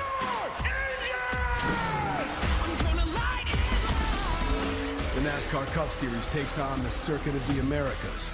On this road course, every turn is a battle, and every lap a beast. All tracks are built to go fast, but this one was born to thrill. The Echo Park Automotive Grand Prix, Sunday at 3 Eastern on Fox. Next Saturday on Fox, baseball is back, and back with a huge doubleheader. First, Brandon Crawford and the Giants battle Aaron Judge and the Yankees. Then Bryce Harper and the Phillies take on Corey Seager and the Rangers. It all begins next Saturday, 3:30 Eastern on Fox. By the way, a little trivia for you. Corey Seager, shortstop for the Rangers, went to high school, Northwest Cabarrus High School, and he was in high school with Bubba Wallace, who will drive the 23 tomorrow. There you go. How about that? Connection. Small world. Connect all the dots. Down to 4 laps remaining. And Allmendinger leads by just over a second in front of William Byron. Allgaier up in the top 5 now. It's not a comfortable lead. You know what I mean? Like, it's a little bit better than what it was when William was breathing down his neck, but it's still one mistake away from him being right there in, striking range. The last lap, William Byron just a touch faster, 2:16.3 to AJ's 2:16.4. It's about a 1/10 of a second faster. And you just see these cars sliding around more and more, and you look at how precise the two leaders are with hitting their marks and doing everything correctly. And if you just go a little bit too far, you have some issues. Look at this here. Oh, that's not what AJ wants to see. Daniel Hemrick into John Hunter Nemechek. Looks like he's going to be able to get it turned around. He's going to get stuck in the rocks here, which I think he's going to be okay. John Hunter was running 6th when this happened. Battle for 6th. And he was trying to finish in the top 10 again. He's done it every race so far this year. Yeah, don't look back, but that's Sheldon Creed intent. He has been driving through the field from the spin here. We saw just a little bit with the contact with AJ Allmendinger. Fell into the 20s, and now he's going to try to take this spot for 9th. And if John Hunter Nemechek didn't have rear grip before, he definitely doesn't have it now. Look at him getting loose after spitting out and all that smoke off the rear tires. That's just life off the tire. The 11 car pushing and shoving in turn 11. Sheldon able to get by. Maybe not. How many times have we said that today? Maybe not. Well, in fairness to John Hunter Nemechek, I'm sure he's not very happy with what just happened there. So, you get pushed Sheldon around. didn't do it. Yeah. Sheldon got dumped earlier, too. Yes. Hey, man, it's not my fault. Sometimes you just need to take that anger out on somebody. Hey, you know what? For Hemrick, I mean, aggressive or not, he puts himself in a position now to get his 4th consecutive top 10. I will say, though, if he had brought out the caution with that move, his teammate who's leading would have been very happy. Oh, with we got this year with Ryan Siege. Yeah, with the 39 going slow and something else that could produce a caution. Huh? See what happened here with the 39. Oh, gets wide here in the carousel. Okay, there you go. So no mechanical issues, just off the pace after the spin. He rights the ship. Well, 360. And we stay green. I would put it on my highlight reel. I'm not sure Ryan Sieg will, actually. It's an easy place to get in trouble. And that just goes to show you why we keep talking about these leaders so much. It's just one mistake away. One little bobble here, and you can really find yourself in trouble. And one of the things I've noticed about AJ, especially that last lap, the exit off in turn 2, he got really sideways there. So he's not got an easy driving car here. Yeah, and this is where, like, if there is anything left in the tank, if you're William Byron, you got to throw it to it now. This is where, like, maybe I can get in the corner a little bit harder. You're willing to take the risk because right now you're just going to finish 2nd. So maybe you can send it in there a little bit harder. Maybe you lose a 2nd to AJ. Oh, well, right? Like, you're already back there. You need to try to find a little bit more. It doesn't matter how much you get beat by, right? So you might as well keep going a little bit harder, trying to get to that edge. which he might already be doing, I'm sure. Well, you know what? Just watch the delta, because that margin is fluctuating, which would make you think that maybe he's pushing it. Occasionally it works, occasionally it doesn't. But it's a bit of a yo-yo going back and forth, the difference between first and second here. I mean, he's right there, right? I mean, it just... Ooh, AJ got a little loose again off of 20. But even when AJ gets loose, this is a testament to how good a road course racer is. He doesn't give up a lot of time. You know, this last lap here, these two drivers were within 2 or 3 tenths. He's done such a good job at applying pressure to AJ that William has. You know, he's staying right there, and if he can get a little bit closer, he can apply a little bit more pressure and get him to make a mistake. That's what William Byron's hoping for. And he's hoping that from one of the best, if not the best road racer we've seen in the sport. And that's asking a lot. You know what I mean? Like, he's not going to do that very easily, but if you can apply that pressure and get him driving a little bit harder too, that could be the difference for him. And with 2 laps to go, you know, if you're AJ, you want to maintain the advantage, as John Hunter Nemechek is coming down pit road. You want to maintain the advantage of your AJ, but you also want to get back to that white flag and not have a caution and a restart and all that to deal with here. It would be overtime, obviously, at this point. Yeah, an overtime restart with the restart turn 1 that we've seen so far. I don't think anybody in the field really wants to see that. We might, but I don't think anyone in the field does. AJ does not. Nemechek had a flat tire. That's why he came down pit road. And something else to think about, this is a Dash for Cash qualifier. So top 4 series regulars here today running for $100,000 next Saturday in Richmond. And right now it would be Sammy Smith, Justin Allgaier, Daniel Hemrick, and Josh Berry, the eligible drivers going for the bonus in the Commonwealth of Virginia. Guys, this is about to get good. William is there. He is able to close the gap to him. He made 2 or 3 tenths this lap. 3. And look at, there's a smoke coming off AJ's car. He's trying a little bit harder now too. So this is where you're coming to 1 to go. They are getting it all right now, and it is going to be close. Boy, Byron is hustling that thing.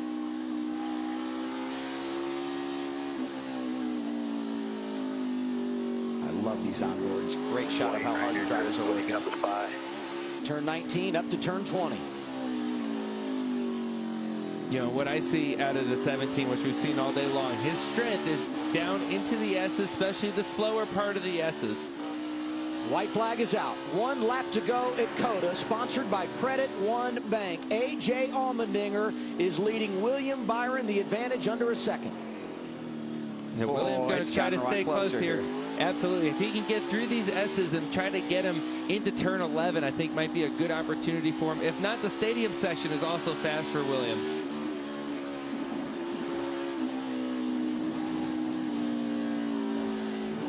Oh, he got loose. Gets real loose there. And that might have been all he needed. 17 missed the corner. 17 missed the corner. Nice and easy and braking. And that's what you want to hear from your driver and your crew chief. Hey, we got space. We're okay. Make the most of it. Nerve still there for Waitera.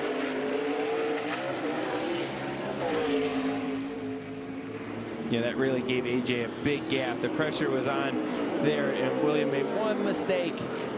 Just pushing it, just like you said, Joe. He's pushing it really hard in an area where he knew he could. The S is there. Through turn 11 for the final time. Now they make that long run, high speed down to turn 12.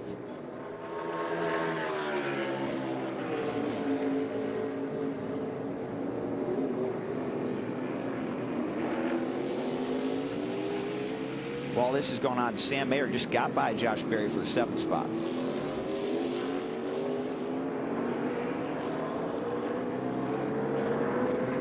See William just getting everything he can right now, right? He's trying to get through the stadium section here. Maybe he can force him into 1 more mistake. I don't think it's going to happen at this point. It's looking really good for AJ. AJ Allmendinger started on pole, led a ton of laps, got involved in an incident on a restart and had to come from behind. He's managed it quite nicely. And these two have been the show today. 3rd place is so far back, over 12 seconds back. That just goes to show you how these two are the dominant cars of the day. Turn 19 up to turn 20. Here comes A.J. Allmendinger. The dinger is a ringer on the road. AJ gonna go back-to-back and win again at Circuit of the Americas. Let's go! Job, man. Hell of a job. Nice work all day.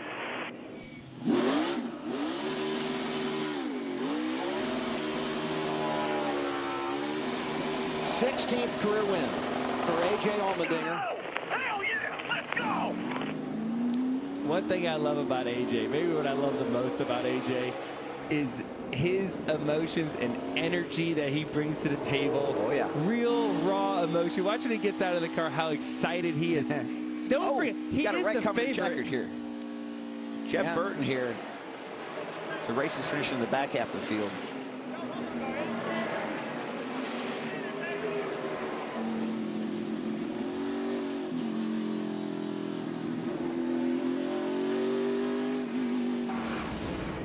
And maybe a moment of what might have been for William Byron. You see, he's getting into the S's quick. He's got some dirty air in front of him. He's a little bit off of where he wants to be. Loose there, transfers the weight big time, loose again to the next S. Once you get the first one off, Brad, you're along for the ride on that. For A.J. Allmendinger, it's his 11th career win on a road course. That's the most all-time by 6. And he's now won 6 of the last 8, and the dominance for Chevrolet on road courses continues in the Xfinity Series. What I was saying about AJ is that his emotion, but he's the favorite. He's expected to win. You know, you should get out and be cool about it, you know. No, he is that excited. He had to work for this one, and he should be stoked about it. He earned it. This was not a gimme race for AJ. You're absolutely right. He's got a lot of great experience in road course racing, and he put it to work here today. And he and Sheldon Creed had their moment. There's a look at Sheldon, who got back to 9th.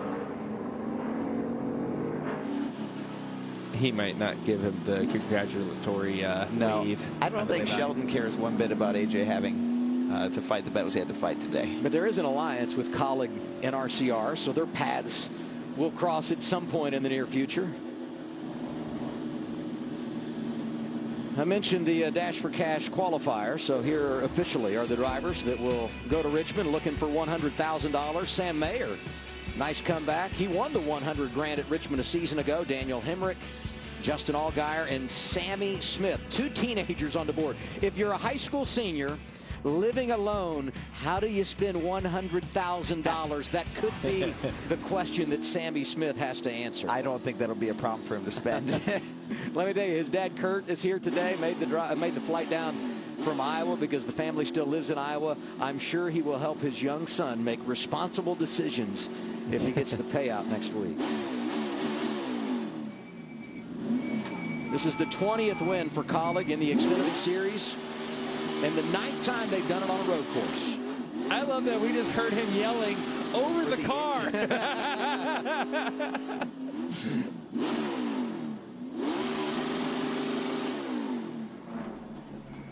Oh, that's a lot on the chip there at that point. AJ, a tremendous road racer, incredible at COTA. Second 2 years ago, and now he's won in back-to-back seasons. Celebrate good times, A.J. Allmendinger.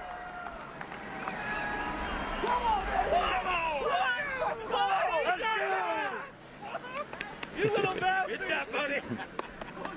Let's go! You little devil!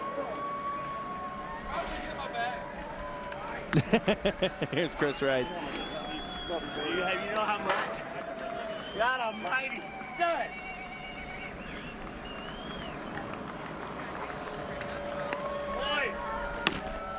Let's go to Josh Sims. A.J. Allmendinger celebrating another road course victory. A.J., you start the race strong. You suffer that damage off the restart in the middle part of the race. What did it take to get back and hold off William Byron to get that victory? Well, William Byron might be one of the best ones in the sport right now. We've seen all the cup races he's winning. I knew it was going to be tough. Just trying to fight to get back up to the front there. We had contact with Sheldon. I got under him, and I was there. I felt like he turned. I was trying to stay off him, but so I hate that happened. But so proud of everybody at Colleague Racing.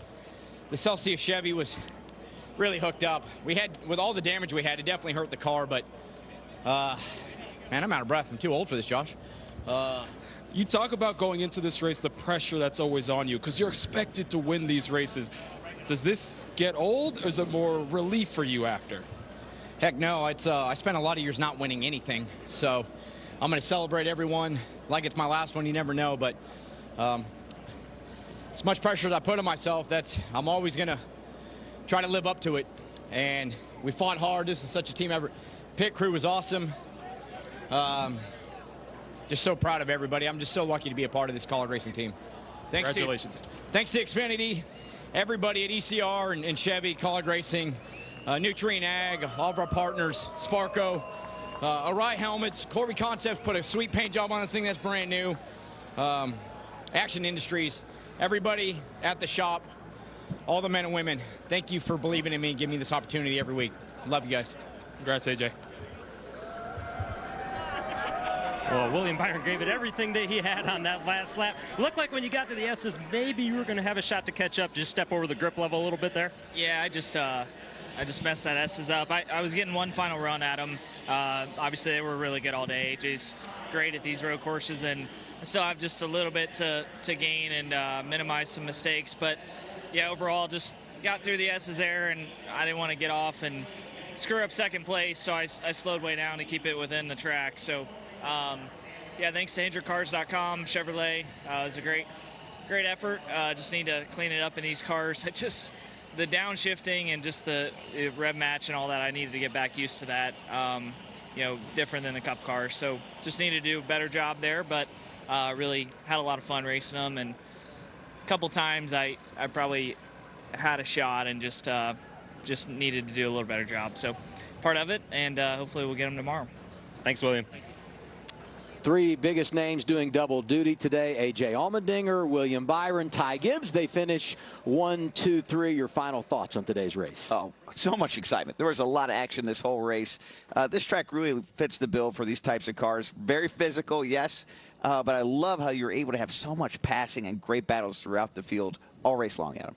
Yeah, absolutely. The track did what we hoped it would do. It put on a great race, good natural race, right? They didn't have any cautions. We didn't have anything, crazy that messed up the race that we saw up front, right? The battle that the two of the best in the sport are going at it on a road course all the way to the final lap. That's what you want as a race fan. Us sitting up here, we want to see a great race. That's what we got today. And William Byron starting on the pole tomorrow. Are we going to run it back? I'm guessing we'll see. I hope not. Well, I understand, but they're going to be players again, right? Yeah, absolutely. These two tomorrow just got a nice warm-up event, and, man, they really showed their talents. These are two great road racers and a great racing throughout the field. I'll give all the field credit for that. Race day comes your way tomorrow. We're with you next Saturday from Richmond, noon Eastern time. 1 o'clock is when we begin our race coverage from the Commonwealth. Here's what happens tomorrow, 2 o'clock for race day on FS1 over to Fox. At 3, we can't wait for the Cup Series first road course race of the year. Today was a dandy. And when it was all said and done, no big surprise. A.J. Allmendinger able to win it again. Thank you for joining us. For Coleman Presley on the spotter stand, Josh Sims, Regan Smith on pit road. With Brad Keselowski, Joey Logano, I'm Adam Alexander. Now let's go to the lanes for PBA.